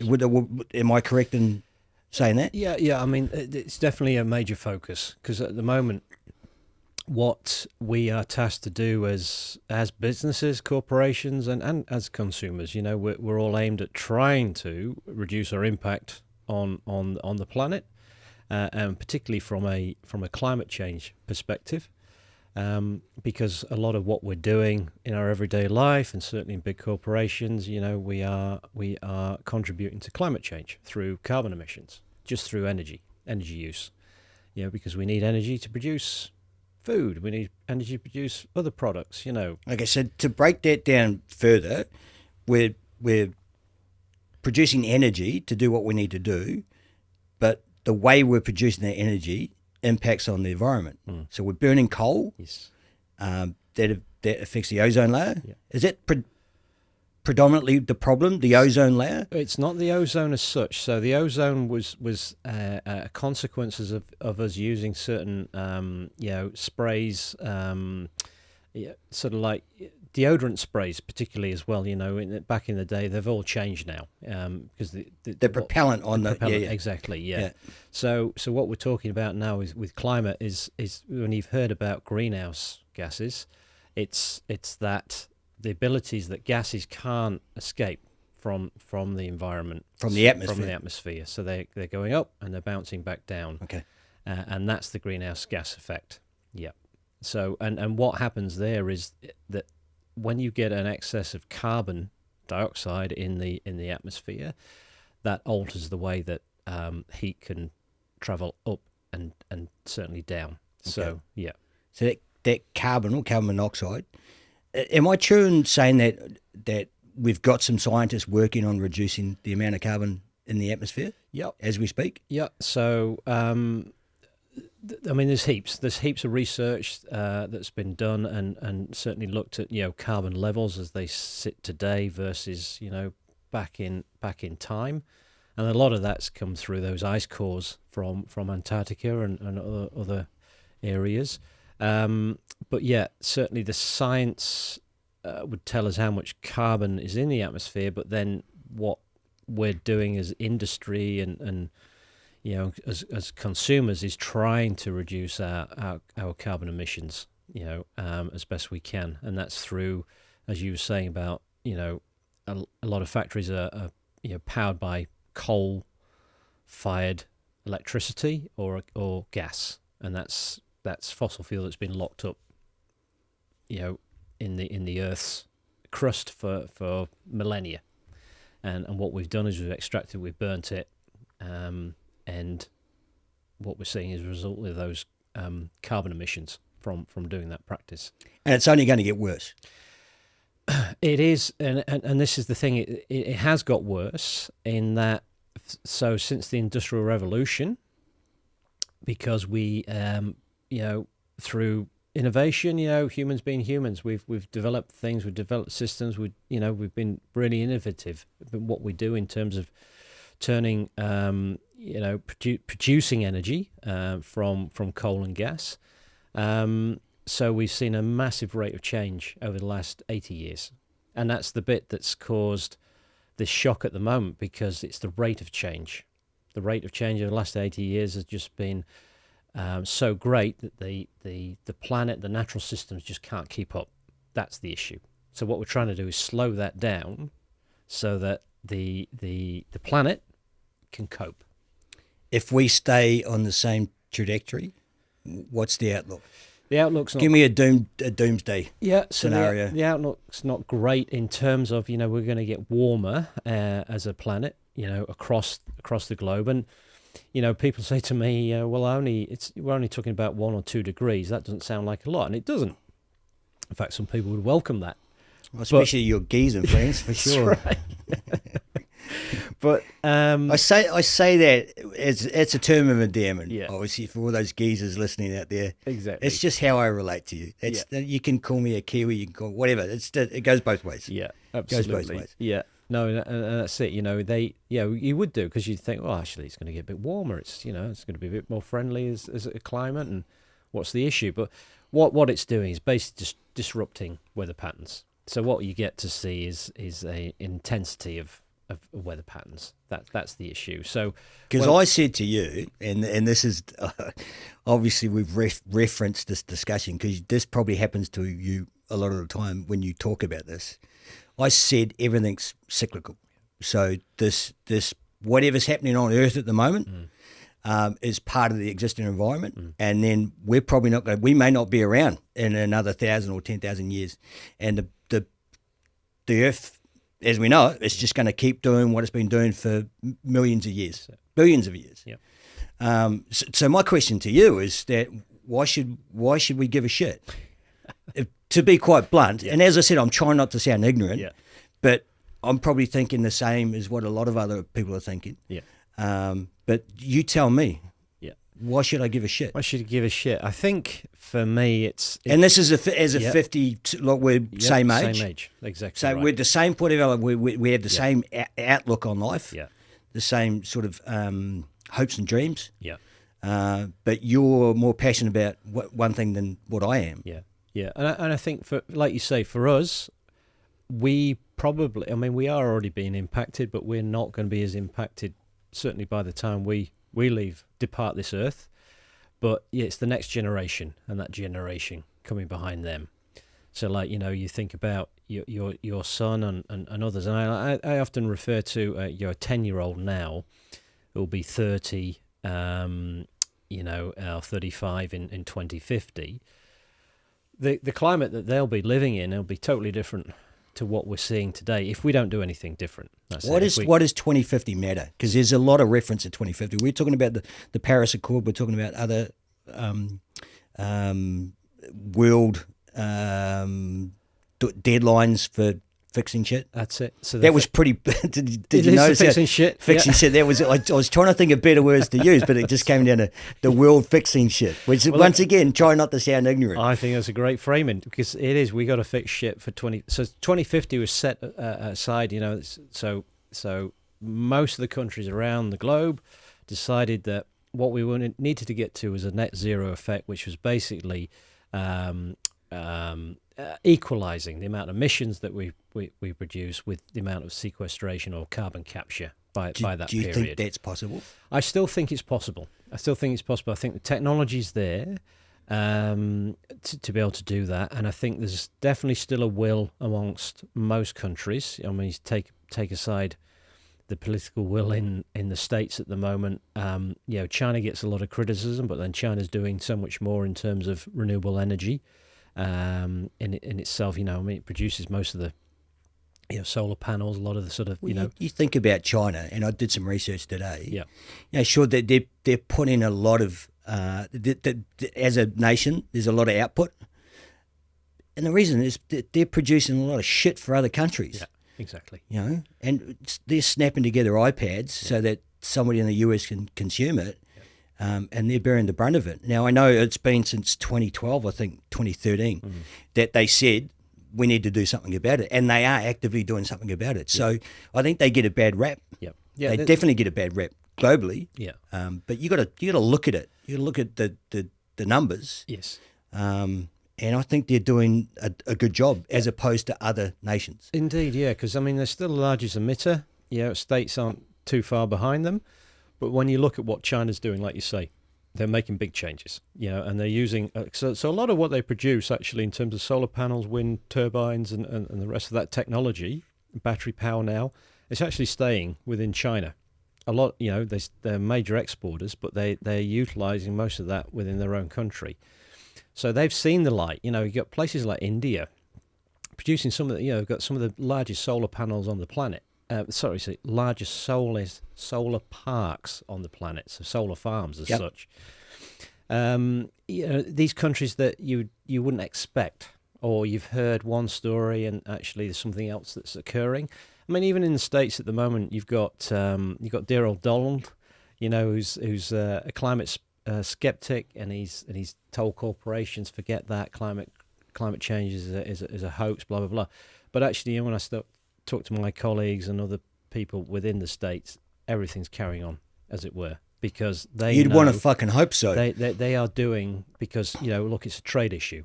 So what they need to be able to do is if they want to sell their products, they've got to be able to show that they're making big change. Yeah, look at that, huge. Yeah, so I mean, some countries you would never expect, or you've read different stories. They are developing just as the picture illustrates there. And in India, Ash, what were you saying earlier, Ash? That you. So I went to India and we drove from the very southern tip for 5 hours up to the northern part of the South India. For 5 hours, we did not stop seeing solar panels How along the fucking drive. big that is, man. That's insane. It's incredible. Like you got obviously the house there for scale. Yeah, that's right. You reckon they get free electricity? I would hope so. I would say the kettle runs pretty well. Yeah, it's phenomenal. So question for you. Yes. Obviously, the reason why India has a lot of them is to get a lot of sunlight. Yeah. Is the heat generated from those panels while they're absorbing the sun's rays? Does it generate a lot of heat? So around those farms, would it be hotter temperature wise than what it would as opposed to not being in the farm? Yes. Yeah, understand what I'm saying? Yeah, I do. Yeah, so really good question. I mean, what you find is certainly, well, they absorb a lot of those sun rays, but beneath those panels, and I've seen this working on various stations and farms, they'll have cattle and sheep grazing below them because they actually provide that shade. Shade, of course. So that there's a bit of good dual use with some of these solar farms now. Because they need to keep that grass and everything else, in check. Yeah. On the back of it. Exactly. Yeah. But yeah, no, it is. I mean, yeah, look at that. Fuck, that's insane. It's incredible, isn't it? Where's that? That looks like Russia. Is that Russian? What are you laughing at? It's a fair assumption, I think. What, that it was Russian? Yes, because of the text. Thanks, Ash. Don't make me look like a dickhead. I can do that by myself. There you go, 550,000 acres. Fuck. 3 Singapores. Equivalent to 3 Singapores. Yeah. Where's that? Yeah. I think that was that India? I think it was. Wow, that's insane. Yeah. Well, as you're saying, we're trying to do something about it, and these countries that get generally a bad rap, China, India, are definitely on the sharp edge of the knife, aren't they? Yeah, that's it. Which is good. Yeah. Which is a good thing. Do you think Australia is doing enough? Yeah, look, the reason for coming to Australia for me was there is definitely movement here. Because one of the reasons I left New Zealand, so there's an opportunity here with a job, but the goalposts changed in New Zealand. New Zealand was on a good track because we knew where we were heading in terms of, again, that they'd got some climate ambitions, that they wanted to maintain their clean green, They don't dig for anything. No, they don't mine. Exactly, but also they've got this, this view that people have got in New Zealand around the world. They just think it's clean, green, plush, and everything else, and it was, and the government changed the approach because what they decided to do was cut some of that renewable side of things, and they wanted to do some more offshore. Drilling for oil and other things and natural gas. Because that was predominantly off the fucking ledger for a long time, wasn't it? Exactly right. So it comes down to and this is the thing. Yeah. It comes down to dollars and cents, doesn't it? Fucking greed. Yeah. And it doesn't matter whether we're talking about farming to the supermarket or we're talking about pulling resources out of the ground. Yeah, exactly right. So so to answer your question about Australia definitely under this government has a plan, and that's what attracted me to come to work here, because there was something to the framework to work towards. You said this government, this Albanese government. And the Albanese government, yes. So, and then also when you look at the various states as well. They've all got different things going on. And you look at Victoria and where its ambitions are to be in 2035 and 2050. Again, it's clear. There's a plan marked out. So businesses, you either get on board or you don't. There's opportunities there. There's some grant funding. There's opportunities to with technology and advice and help. It's available to us. Yeah, so sure. What are we as Australia? Yeah. What are we trying to achieve? Are we trying to hit the Paris 2050 target? Indeed. Zero. We're talking zero. Yeah, exactly. So they've signed up to that. Now we, as in Australia, we've got not abundance, but we've got a healthy amount of coal and natural gas. Hence why industry was placed where it is at the moment, because gas was really cheap at one point, and so was electricity, natural gas. Yeah. Well, that's a big topic on its own, isn't it? The natural gas scenario, but we won't go down that route. Exactly, it's a podcast on its own. Yeah. But so what we've got is so we've had the natural resources, but I think there's the ambition now to start to reduce those and electrify more of the process that we have and do. And certainly within Victoria, we've been able to tap into some useful grants and other things to be able to accelerate that progress. So I think Australia, as it stands today, has definitely got some good targets and at least a clear sight of direction. All the states in Australia, you say, have got, are they all got different objectives? Slightly. Different targets? Slightly, yeah. Should they not be unified? You'd think so, wouldn't you? But I suppose with a country this large, that you would expect there'd be some differentiation between We're talking states. Slightly different climates from north to exactly. Others, yeah. What's happening in Northern Territory versus Victoria, and what's happening in New South Wales. Slightly different, but all heading in the right direction or similar direction. It's just they're at different So stages. predominantly, all we're trying to do, nationwide, not burn coal. Yeah, I think yes. It's more the gas side of things. It's about being able to reduce our reliance on gas, for sure. Yeah, and I think that's so.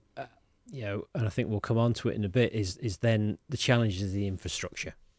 Okay, because we need to produce electricity. Yes. And we need to produce electricity without digging something out of the ground and like coal and burning it. That's right.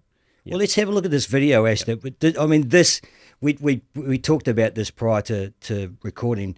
I think this 2-minute segment says a hell of a lot. And regardless of whether you're aware of the situation or not, I think it brings to light a lot of as consumers, which we all are, our part in the whole process, because everybody plays a part, don't we? Indeed. We're all in this together, technically. Yes. Let's play this one, Ash. God, they're massive. 400 feet tall. The concrete foundation covers 1/3 of an acre and goes down in the ground 12 feet. Who owns them? Oil companies. We use them to power the wells. No electricity out here. We're off the grid. They use clean energy to power the oil wells? They use alternative energy. There's nothing clean about this. Pause there, Ash. So you're familiar with Landman? For those that haven't seen Landman, it's a great series. It's on Stan. Get onto it. It's insane. Billy Bob is who we're listening to. So anybody just listening to this, they're probably already familiar with it. But so far, we're talking about those windmills, and he said they were how high did he say that? About 400 feet. Yes. So they're big structures. Big structures. Yeah. So in those structures, we've got a shit ton of steel. We've got a shit ton of concrete holding each one of those up. Yep. We've got everything mechanical in it, and all the grease and oil and stuff to make it work. Now, they're powering. This is obviously US based, and the reason why they have them, as he explained, is they're powering the wells. The wells, Yeah. which have to obviously keep pumping to pump the oil out, and because they're off the grid, that's what they do. That's they produce the electricity. Yep. Now, she said clean energy. Is that what she said? Am I wrong? She did say that. Yeah. Yeah. So, and he corrected her. Yeah. He said there's nothing clean about it. There's nothing clean about it. Your opinion so far on that statement? Yeah. Well, look, he is right in terms of if you look at what energy was used to produce those wind turbines, for sure. And the carbon footprint of producing a wind turbine. Yeah. So we're talking. Let's break it down. We're talking about a steel mill using a shit ton of electricity, probably be coal fired, to forge the steel for the structures. Yep. That's just one part. Yep. We're talking about the concrete and I don't know exactly how concrete's made. Concrete is one of the most carbon-intensive processes. Explain that you to can find. see, because I don't know. Explain to me how that is. It's just because of the way it's manufactured. It requires a huge amounts of heat and energy to produce. Yeah. So how does the process work? I thought they took sand and other stuff and just mixed it together like a cake. So to produce the cement for the concrete, that's the big part. So it's about producing that product. That is where the energy comes in. Yeah. So, and remember, it's all framed with rebar in the concrete to. Yeah. So everything in that structure, relies on an energy source to produce it. And as Ash has brought up here, it's showing you that in terms of when people think so, the energy it's producing, yes, certainly it's renewable because it's wind powered. Yeah, but there's a lot of carbon that's gone into making that structure. Okay. Yeah. What's the offset? Because we're talking about explaining a carbon offset for those people that don't understand. So to produce a product, to make a product like that, or even just a concrete slab, you produce carbon. Carbon goes up in the atmosphere. Right. Indeed. And an offset. Explain how an offset works. Yeah. So an offset can be you can either offset it by using renewable energy to produce that product, or you buy a carbon credit to offset that product. So you're buying a get out of jail free card. Is that what you're saying? Essentially, yes. So there's a global carbon market out there, and prices vary. Depending on supply and stock demand. Market. Yeah, exactly. So who's making money on that? So, brokers, essentially. Fuck. Yeah, brokers. So once again, it comes so our sustainability comes down to people making money. There's people making money from carbon, and hence why there's all the suspicion and around carbon taxes, rightly so, because it's another tax that customers, consumers, businesses have to pay. And again, it's like everyday people exactly have to pay. Yeah, and it's all like anything that we pay tax for. You want to see a benefit at the end of it, and that's the thing. It's sort of this is a arbitrary figure that's being applied to tons of carbon that's been emitted. And don't forget, with carbon dioxide, you can't see it, you can't smell it. How do you quantify that? That's what I'm saying. How do they quantify how much carbon is produced making a product? How does that work? There's an emissions factor. So basically, whatever you're doing in any process, there's an emissions factor, which is basically if you times it by an emissions factor, that's where you'll get your carbon. So it's a paper figure. How accurate is that? There's obviously a science to it. There is a science to it. Okay. Yeah. So they're not just whistling Dixie and they just fucking made a scale. No? Exactly. Yeah. So for every product that's being produced around the world, there's an emissions factor. Okay.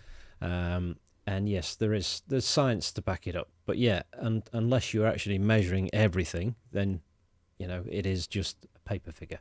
Yeah. It's interesting. Let's go back to that video. We're breaking this video up because of copyright. So I hope YouTube doesn't pull this down because as far as I'm concerned, this is educational. And that's how we're playing it. We're not monetized. We're not making any money out of this. Do you have any idea how much diesel they have to burn to mix that much concrete or make that steel and haul this shit out here and put it together with a 450-foot crane? You want to guess how much oil it takes to lubricate that fucking thing or winterize it? And its 20-year lifespan, it won't offset the carbon footprint of making it. And don't get me started on solar panels and the lithium in your Tesla battery.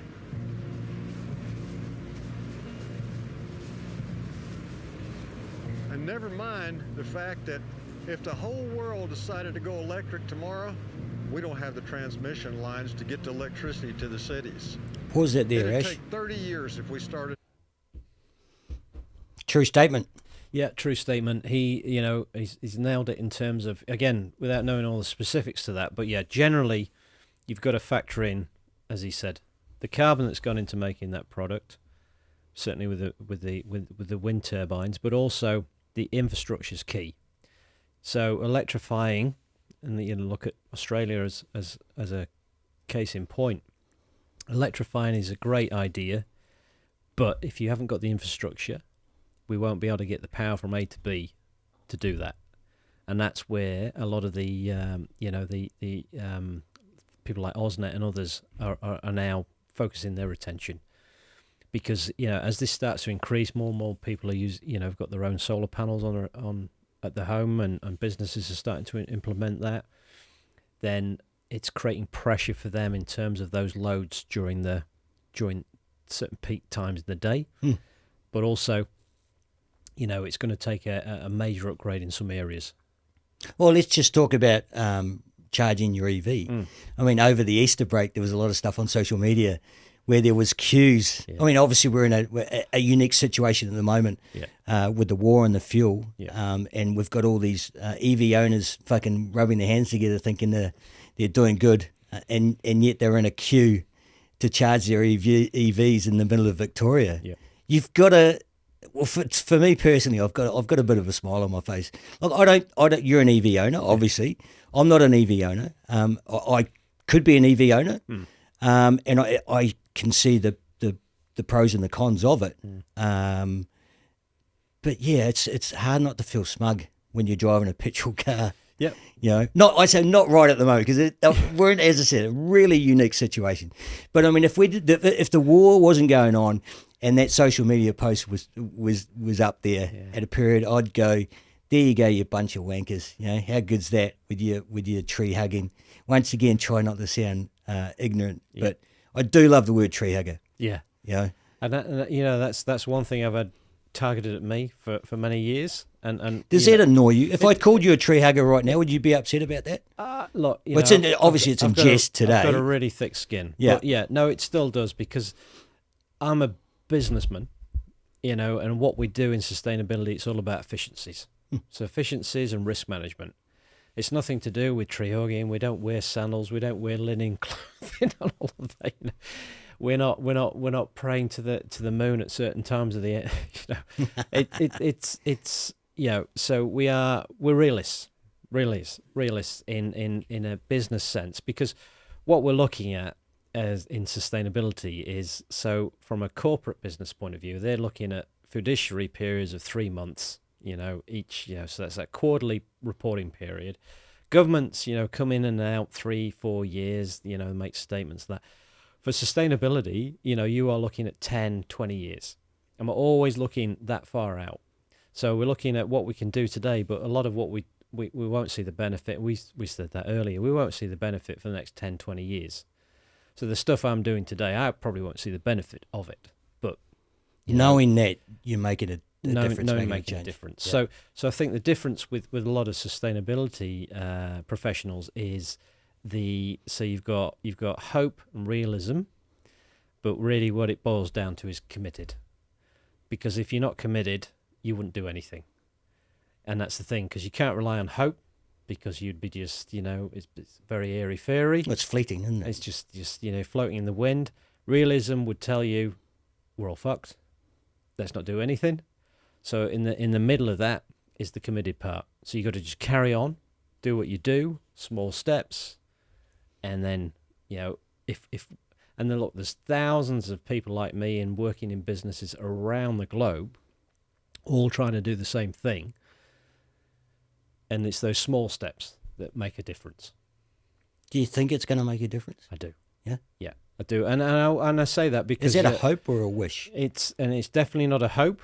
Again, if I combine hope with realism, which is what I've seen through travelling across the world and in my various roles and jobs that I've had in my career is, you start, in a younger life, the hope was, it was all about, the kind of like, the sort of what you thought things would be. But then as you got into work and learnt as you do in life, the realism kicks in. But then you shouldn't let that grind away at, that whole approach to what can we do today to make a difference. So that's what I mean, the committed part. So, yeah, otherwise it would eat away at you. Because, exactly, it would just seem fruitless. You look around the world and I've had it just recently with the war in the Middle East, particularly, people say, well, what's the point? They're blowing up oil fields. They're doing this, that, and the other. It's like they are. But that doesn't mean to say we shouldn't stop what we're doing. Because at the end, if can you imagine if Australia, if we were fully electrified, so I'll wave my wand, right? Wave my wand now. We're fully electrified. Okay, the infrastructure's all great. We can charge our vehicles, blah, blah, blah. Would we give a stuff what's happening in Iran? No. No. But as you say, it's going to take 30 years to get there if we make a difference if we start now. Start now. Yeah. Exactly. Yeah. So that's which the is thing. Exactly what we've just witnessed. Yep. So it's that protectionism, that's a resilience piece, and that's the bit that we're working towards. I think the one thing Australia's learnt in the last short while is that we need to be producing and refining our own oil so that we're not at the mercy of these types of conflicts. Yep. You think about, and there's plenty of stuff online. Australia has so many natural resources. Fantastic amount. That we fucking give away, like our natural gas. Yep. And it just seems, it's just frustrating. Yep. It's very frustrating to think that we still rely on these other countries and other regimes to keep our citizens happy and content and our petrol prices down. That's right. Yeah, I think there was a question tabled in Parliament just recently, and the answer was we get more taxes from alcohol than we do in our natural resource exports. Yeah, which is fucking insane. How does that work? It's fucking insane. Yeah, exactly. Have the transmission lines to get the electricity to the cities. Pause that. It'd take 30 years if we started to... We got to the 30 years, didn't we? And then we stopped it. Yeah, we stopped there. Yeah. Yeah. Yeah. So with that, the cost is definitely of getting electricity from A to B. When particularly when you're generating wind power offshore, particularly, or in remote locations. Yeah. Oh, of course, because we're talking like the electricity down a cable doesn't cost anything. That's going to happen anyway. It's the cabling. It's the cabling. So that's the cost. The infrastructure. The infrastructure for sure. Yeah, and then what the industry does is it prices everything on dollars per gigawatt of power that's been produced, and then when you look at some of those offshore wind farms, they can be significantly more than coal-fired electricity. So economically, people go, well, geez, why would you be doing that? So this is the challenge for us all. We're producing electricity. We've stuck windmills offshore because people don't want to look at them, but actually then it costs a lot of money to bring that energy back onshore. So they've figured that out and gone, it's not going to work long term, let's do something else. But people don't want to look at them on land either, though, do they? Exactly, and that's the thing. It's like, what do we want?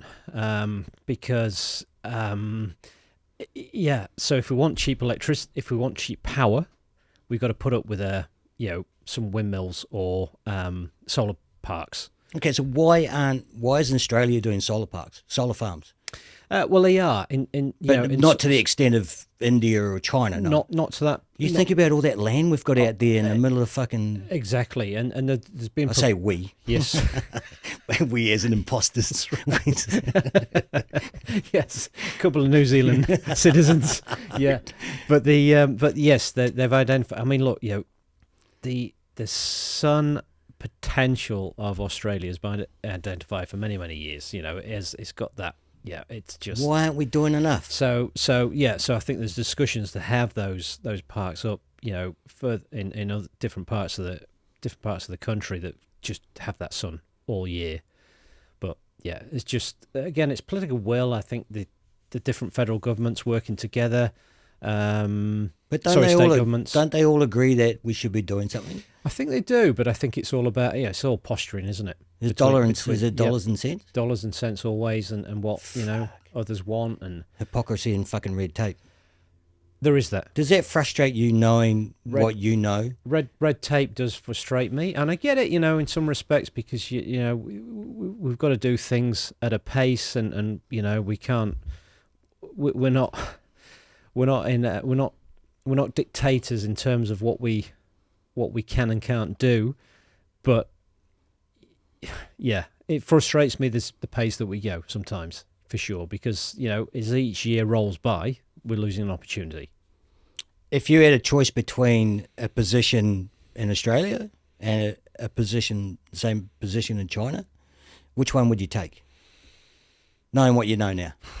That's a great question. And obviously the different regimes. Yeah, I think the pace of change in China would definitely be attractive, because I think they're just going full out in terms of That's exciting to you. That's exciting. That's like porn, isn't it? Yeah, it is, Yeah, because like- because the it's porn, solar porn. Yeah. But it is because again, without that Sustainability political porn. will Yeah. or company will, I've worked in enough roles where in a sustainability role, what you usually get, you get all the expectations around what's supposed to be done, but you get no authority, because you're just a pawn piece within a business. Now, to be effective, you need to be talking directly to the CEO, because he or she makes those decisions. CFO makes those decisions. And in most instances, that's not top of his agenda. If it's a CFO, he's making money for his shareholders. Shareholders. Yeah. Of course it is. Yeah, Which comes back to that. Yeah. Yeah. Yeah. So, Well, see that in itself just makes me fucking frustrated, and that's why you go, well, I'm just going to hold my hands up and go, well, there's fuck all I can do as a citizen. It doesn't matter whether I'm here or I'm NZ or anywhere else. Yeah. Doesn't it? That's what frustrates me. Yeah. But this lack of transparency. Yeah. But that goes back to the point about, so who's responsible here? Is it the companies or is it the individuals? And my argument has always been, so companies will say, well, we'll move when the customers say we'll move. Customers say, well, we'll make change when corporations in industry makes change. So it's a stare off constantly, and I get that. But what we need to be able to do is, so for me, you've got to make life easy for customers, consumers, everyday Joes, like you and I. As we said, ultimately the consumer is paying for this. Yeah. This falls squarely at their feet. And then the average customer sometimes just doesn't give a shit. They've got a mortgage to pay. They've got fucking kids to feed. 100%. They've got EVs to charge, maybe. Yeah. It's hard not to get frustrated. I don't know how you sleep at night, mate. Because the thing is that you've got a conscience about it. You've got a sustainability conscience, which a lot of people are just naive to. Yeah. And they say ignorance is bliss. Yes. And in this particular case, it is so blissful. Yeah. Would you not agree? It is blissful if you're ignorant to it, but the thing is, you are being everyone's been impacted because just recently, like you say, energy prices just going through the roof. I think for me, like you say, is I've developed a thick skin over the years, for sure. It still impacts me, but that I've known colleagues, and peers that have ducked out, they've gone, they've left the industry, they held their hand up and just go, I can't. Just can't do anymore. Yeah. Impacts them too greatly. Just even driving around the local community and things like that, they see things going on and they just can't let it go. And that's the bit where the realism and the hope comes back in. It's like, okay, let's I've seen things that work, and we've seen technology that's coming forward, and it's about so and putting it into a realistic time frame, because things, we'd all love to click our fingers and things happen tomorrow, but it's not going to happen. And in particular, as I say, when you've got governments on 4-year cycles, businesses working to quarter financial periods, and then nature's like working to 50-year time periods. So, you combine all those together, you've got to sort of find a happy ground. But yeah, it is. Yeah, I've been affected by it in the past, but I think as you get, I'd like to think as I've got older, I've got a bit more attuned to it. I read this today. We are completely incapable of coming together at the moment as a global civilization to address this challenge. Mm.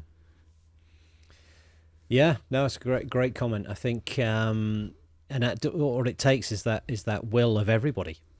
This is the thing, because we've all got everyone's got their agendas. Every country's got their own, agenda. We've all got their own pressures going on.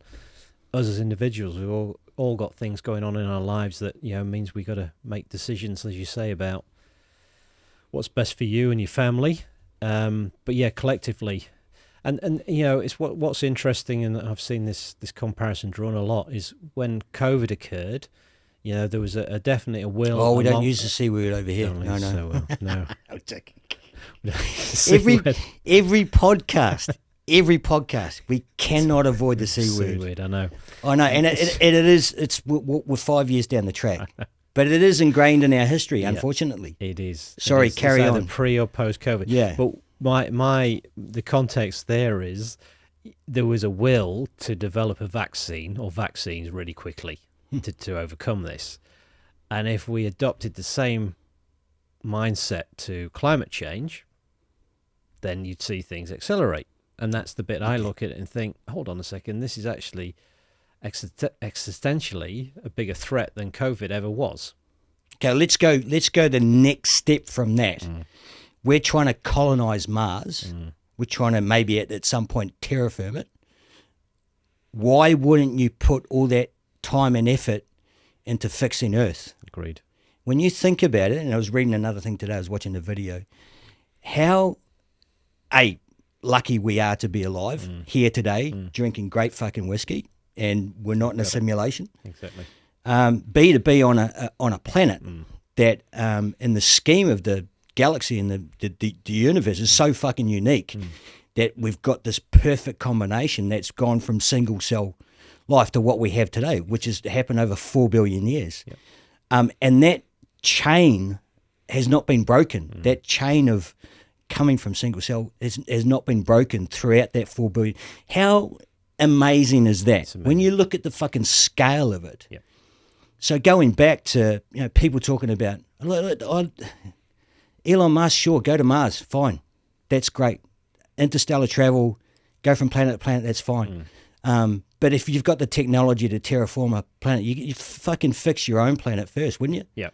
Yeah, that exactly, and that's what's been levelled at him particularly and others. We've got an opportunity here on this planet.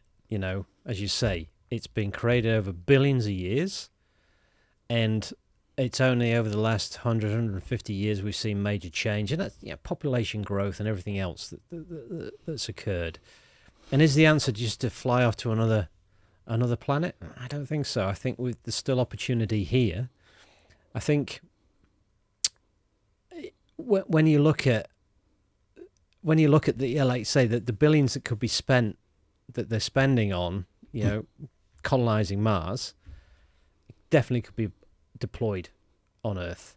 And what was really interesting for me is seeing some pictures from Artemis 2. They've just been doing that. They've been just come back from circling the moon, and the pictures that they took. And then I noticed that people had done some comparisons that were pictures taken like 30 years ago. So you can see major differences, from a planetary aspect. So we've had an effect, but I still believe, I think that the answer is not to go fly off to Mars. No, exactly. Yeah. It just seems silly, doesn't it? It seems crazy. I mean, but I guess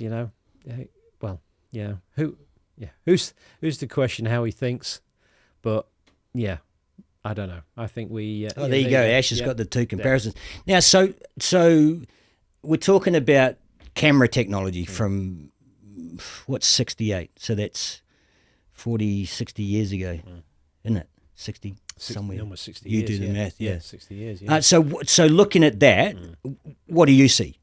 Yeah, so what you've got, and I've seen the other pictures, so a lot of areas that were forested are now no longer forested. Okay, so deforestation. Yeah. You've seen Which is not the number one issue facing us at the moment, is it? Although we need trees. We need trees. That's right. But it's not high on the list. It's not. Would you, no. No, I think again, if you're going to look at the natural environment to try and help with this issue, so oceans and forests are the top two for sure, because they're the ones that can absorb carbon and help sequester that. I think the other area that we're looking at is obviously the ice caps, both north and south. Yeah, the way that they've altered, and again, it just shows you, things have altered. Yeah, things have changed. So we know they've changed. Yeah, there's no denying that. Exactly. There's no denying that. There's pictures there now, there's photographic evidence to prove that. So, yeah, it is. I mean, it looks bluer. I know. I was looking the other way. Fucking dumbass.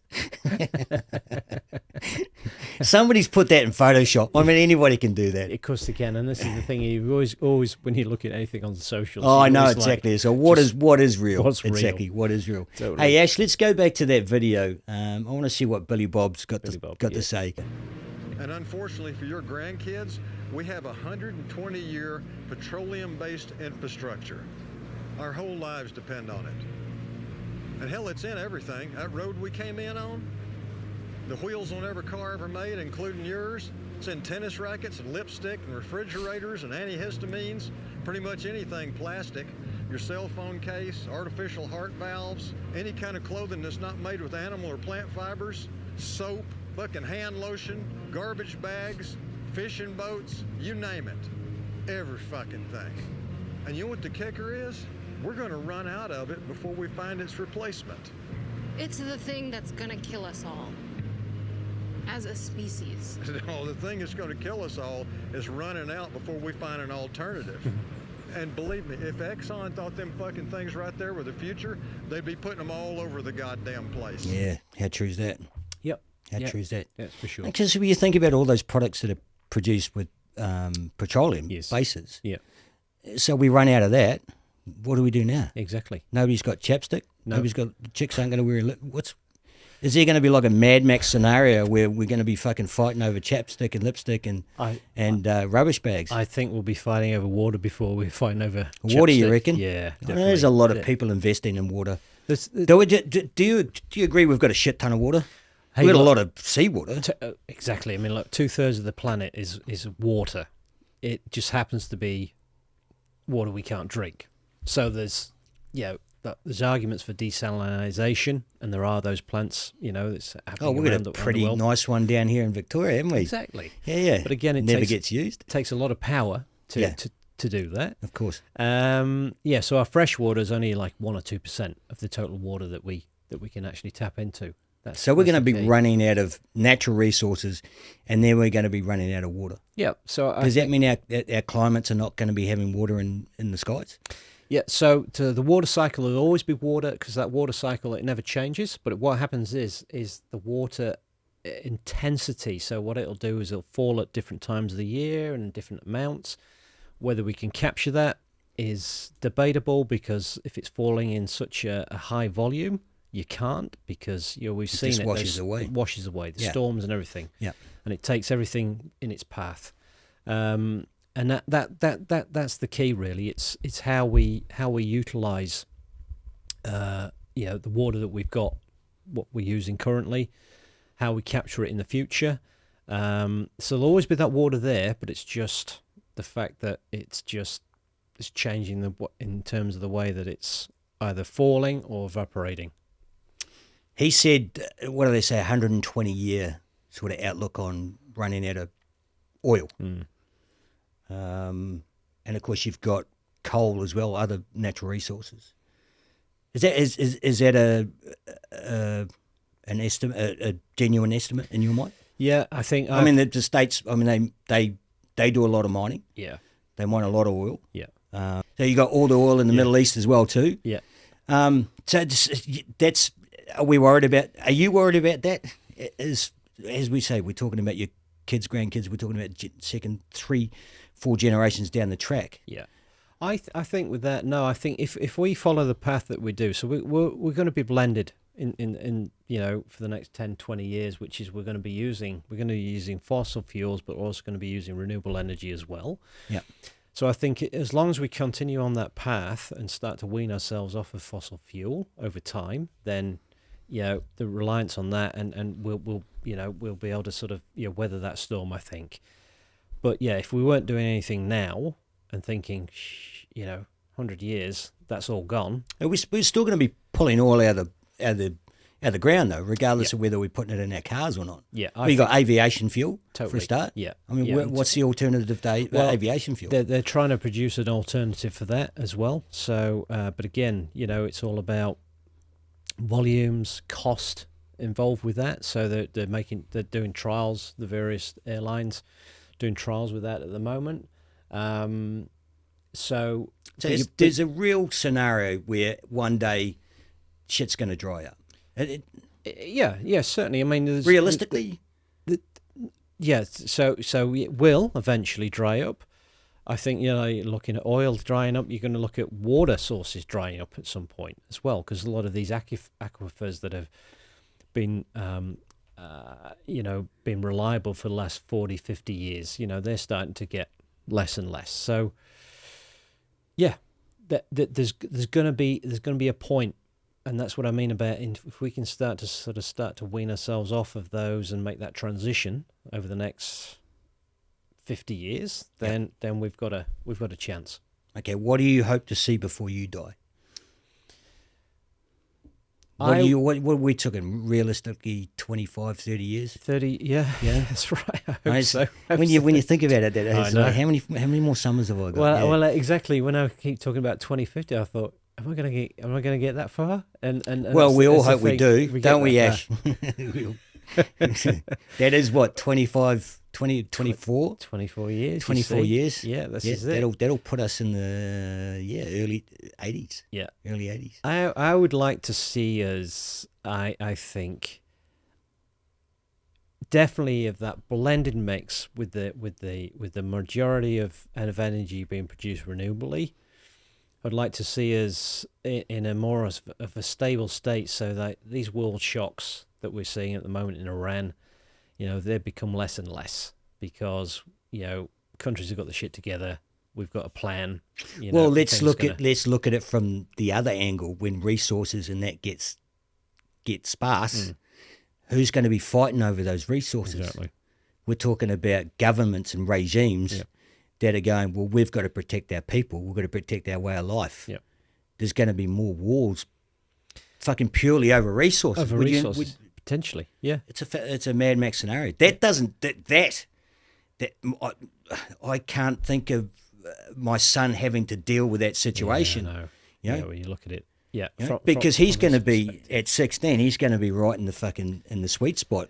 Family, fucking mortgage, I think for like your son now, and you're thinking about that in 20 years, like you say, if he has a family, when we look at risks, so what would his energy requirement be? What would his cost be?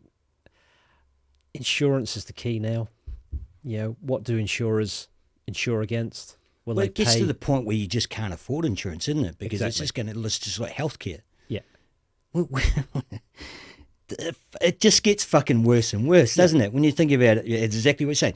Insurance, healthcare, fucking people, nations fighting over resources. Why would you bring fucking kids into this world? That is part of, it's a very serious consideration now, for sure. What the problem's got, the problem. The world's got a people problem. That's the problem with the world. Do you not agree with that? It is ultimately, because we've got 9 billion now. We've got to get, estimation's going to be 11, 12 billion by 2050. And all of us, as we all have an impact. We had, I had an impact here, getting here today. It's things like that. Everything I do in my life, you've got kids. The average average humans producing 4 to 8 tons of carbon emissions every year just through everyday activities. So you add, billions and billions and billions of more people. That's all adding to the impact that we have. Yeah, because they all consume. And that's because they consume. And that's not a criticism of people living. You got to live. No, exactly. But they are having an impact. So, and that's what I mean when I go back to that picture from the Falklands. When you look at pristine areas, because so few people, so I've seen this stark difference. I've been to places like India and China with billions and billions of people, and even to an island where there's 3,500 people, and you can see in terms of the environment the impact that humans have. Of course, it's huge. It's so evident, though, isn't it? So evident. Yeah. So evident. If you know what you're looking for. Exactly. Yeah. So and that's. So how do you sleep at fucking night? Yeah. That's my question, man. Is it because it does seem fruitless, and I'm not just trying to make good content here. Yeah. I mean, it's like, the more I looked into it, researching for this podcast, you sort of say, well, I've only got a certain amount of time here, and after it's done, it's out of my fucking hands. That's it. It's out of my hands, and now I'm not going to have to ever worry about it again. Yeah. Or anything for that matter. Yeah. I get people have to make a difference. I get we all need to make a difference, for future generations. But when you think about the bureaucracy and the greenwashing and the fucking red tape and all the other shit, politicians, what the hell are they doing? Exactly. Yeah. It's seriously, what the hell are they doing? Again, they're just thinking about that electrical cycle. It's that next 3 or 4 years. The elections, exactly. Yeah. Well, so you remember when I said everything's cyclical? Yeah. You're talking about governments, you're talking about fucking councils, you're talking, with the bins, I mean, let's talk about the bins. Yeah. Let's talk about the bins. Obviously, you recycle. Yes. You use the yellow bin for recycling. Yes. How much of that actually goes and gets recycled? Exactly. And so when my wife goes, oh, it shouldn't go in that bin, I go, well, if it goes in another bin, how much of that recycle bin is actually getting recycled? Yep. And how much is just going into landfill because somebody needs to fill a quota as a company to earn their fucking carbon offset to do whatever to make money for their to pay their fucking employees. Yep. So, but it goes back to my point about if you make things easy for consumers, you and I, homeowners. If you make it easy for them in terms of, so if you can imagine, if every piece of plastic that we bought, you could stick in that yellow bin, how easy would that be? So simple, because everything plastic, stick in there. Yeah, but once the bin leaves your premise, that's my issue. Yes. So because we're talking about greenwashing earlier. Yeah. Do you want to explain greenwashing, or am I going to? No. So greenwashing is basically making claims about in a sustainability claim that you're not being able to back up. Yeah. So you make a claim saying 100% of our products are recyclable, but actually when you dig down, 50% are. And that's the greenwashing part. I'm selling a 100% cotton sustainable cotton T-shirt. Yeah. Well, really? Yeah. Explain what. Let's break that down, because I was talking about it. I was going to talk about it. If somebody says something's 100% sustainable, in this particular case, 100% sustainable cotton, is there such a thing? Is there such a thing? Yeah. I mean, so how do you produce 100% sustainable cotton for a start? You've got to plant the cotton? Yeah, plant it. So you'd be planting it in a way, again, so you're not using any fossil fuels in terms of planting it. So you're not using a tractor? Yeah, exactly. It's all by hand? You'd be using, there'd be minimal amounts of inputs into that cotton plant as well. So you're not spending money on fertilizer, which needs to be manufactured in a exactly in a factory. Yeah, so it's not being transported somewhere. Transported. So the whole supply chain would need to demonstrate that they are 100% sustainable. So, which is completely bullshit, because once you produce the cotton, you put it on a truck. Yeah. And you fuck it off to a factory. Yeah. So there's no such thing. This is it. That's what I mean in terms of that. So this is where regulations tightened to demonstrate, that if you are making these claims, you've got to now back it up. Yep, which is a good thing, because there's a lot of stuff out there, and I talk to other hundreds of other sustainability people out there, and we've all got our own stories, we've all got our own tales to tell, and you just know what's going on, and that's the thing. It's now so the focus on what you claim you're doing is a good thing, because you've got to be absolutely 100%. You've got to be able to back that up. Let's talk about EVs, because we danced around it earlier. You've got an EV, obviously. Oh, yeah. I expect nothing less. And as I said, I would own an EV. I would own an EV. I would. I don't tow a boat anymore, so I don't need a big diesel. Well, I don't own a diesel anymore, which is fantastic right now because of the price of diesel. Talk to me about EVs and how they're great for the environment, and how much of a carbon offset do we get? Sell me an EV. Okay, I've walked into your showroom. Sir, I want to buy an EV. Why would I buy an EV? Can you sell me an EV? Yeah, so good point. So the reason why I bought an EV here, I didn't own an EV in New Zealand, okay? The ability to buy an EV in Australia was that much greater. There's so much choice. It's all coming from China. So much choice. Most of it's, Asian produced. There's so much choice, and the quality and the quantity is available. So that's hence why I thought, right, I'm coming to Australia, I'm going to buy an EV because... Did you knew that before you jumped on the plane? I did. Yeah. I looked into it all because I thought, because the economy allows that here, Even though we don't have the charging infrastructure. Not yet. Not yet. Exactly.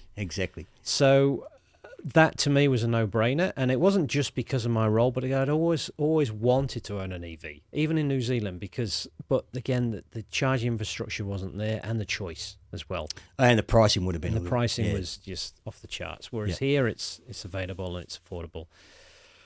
In terms of an EV, what you've got to look at is the life span of that vehicle. You can't just look at a year. That's the issue, because people talk about, oh well, it costs you this to do that, and what about all the carbon that's gone into making that EV, and all the minerals that were mined, exactly, the lithium for the battery. So you've got to look at the life cycle of the vehicle. What's the life cycle of an average EV? So I mean, the battery life cycle now, they've got 15 years. So what'd you get?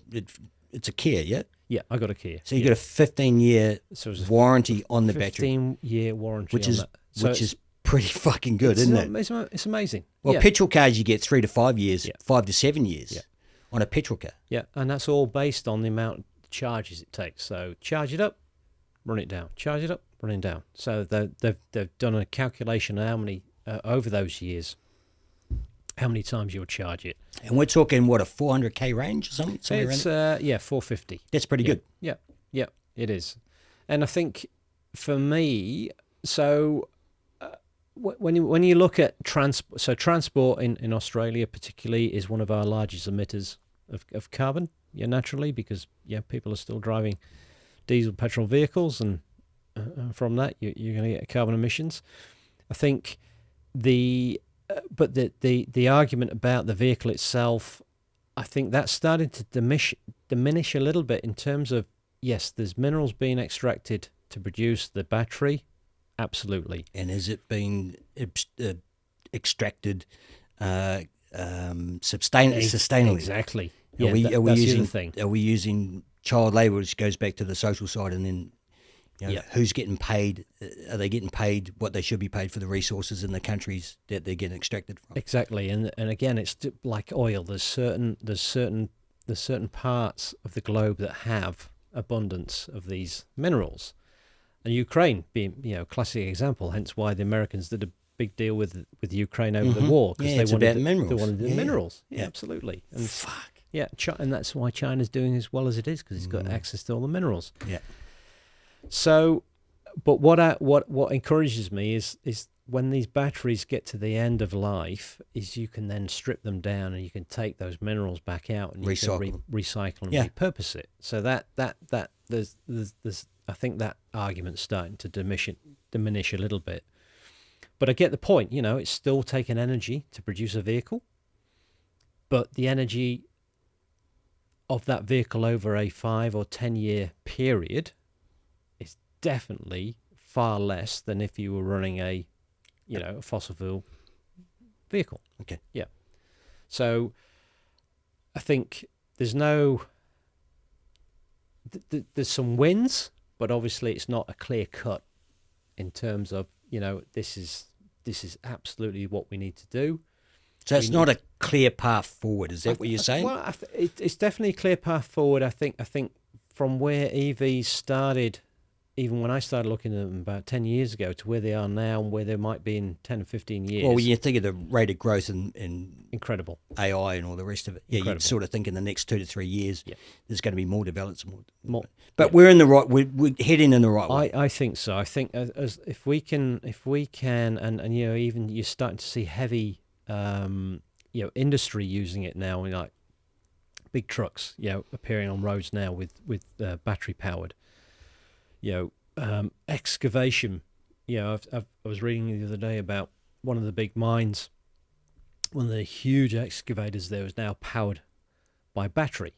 Wow. Yeah. So there's those types of things. Again, you don't necessarily pick up upon unless you're actively looking for it. Your algorithm keeps sending you information. Well, as a citizen, you'd want to hope that that's what's going on. Exactly. Because that's the thing, is that we elect governments to represent us. And if you're saying that as a global civilization going forward, we want sustainability. Exactly. We want our kids to have kids to have kids. We do.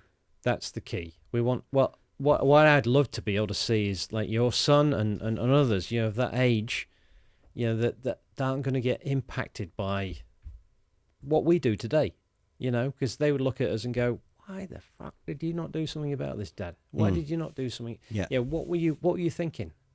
Because you've left us with a climate where, it's too hot to go out in summer, or the rain's so bad that, I can't live by the coast now. Things like that. Well, the kid that's going to say that is the kid that believes the same thing that you believe. It's not going to be your average kid, and you'd like to believe that would be the case. It's not. No, it's not. It's going to be somebody special like you that fucking gives a shit. Would you not agree? I would agree. I think you're always going to get that, but I think as generations move on, I would like to think in the next 2 generations this would just become normal. I think as we you and I die out, next generation, I think it'd be a generation after that. So like this generation of woke people that fucking cut down statues. Same thing. Is that what you're saying? That's right. Hey, we've got an interesting fact about EVs. So the Australian electric vehicle EV sales hit a record high in March. What are we in now? We're in April. So with 15,839 battery electric vehicles sold, accounting for 14.6% of the total new car market. Amazing. This represents a massive 88.9% year-on-year growth compared to March 2025, driven by high fuel prices, of course, and consumer response to new vehicle efficiency standards. That's a fun, good feel good story, isn't it? But it's all driven by the war in the Middle East. Exactly, and I think it's that old adage about don't let a crisis go to waste, because you see what's happening in Iran at the moment, and yes, this will be a consequence of that, because people have seen fuel prices, diesel going above $3, and they've gone, shit, now maybe it's time to have a look around. It's just unfortunate for Australian tradies, isn't it? Yeah. Because they've got to have a 4x4, they've got to have a diesel or a petrol-powered V8. Yeah, and again, again, it's about corporations giving them options. Because there are utes available that you can do that. There's hybrids available now. Yeah, but it's the towing capacity. Towing capacity. So you're right. Yeah. That we've got to, as businesses, we've got to keep developing, innovating, because otherwise, tradies will go, nah, I want to stick with what I've got. Yeah. So you top up, mate. Thank you, mate. Jeez, I think we just about nailed this bottle. Hey, man, this has been an amazing conversation. We're not finished yet, though. We're not finished yet. I hope, as I said, I hope I haven't come off as a dumbass. No, you haven't. I've learnt a lot today, which is my job done, and of course that's what we do. We do this for our listeners. Yes. I'm going to give you a couple of quick fires, just some stuff that we've got here. Is living sustainability realistically affordable for most people, or is it still a bit of a luxury? Luxury now. Yep. Okay. Yep. What's happening about the future of the planet that people don't want to hear, but probably should? That's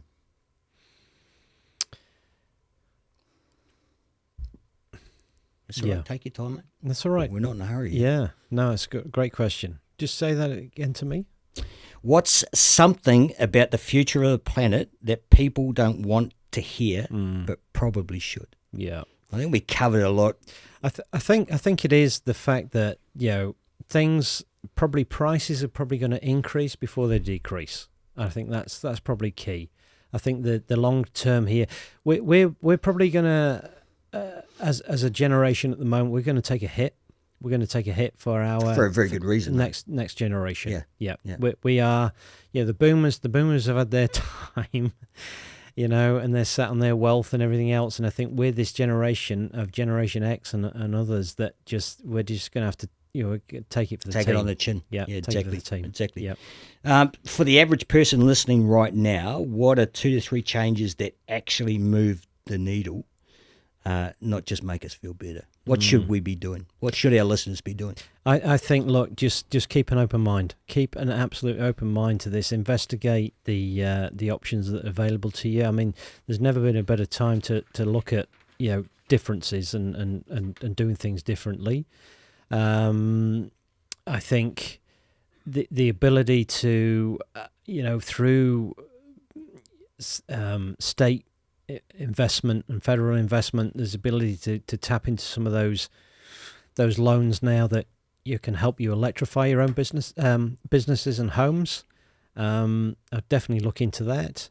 And I think just be open-minded.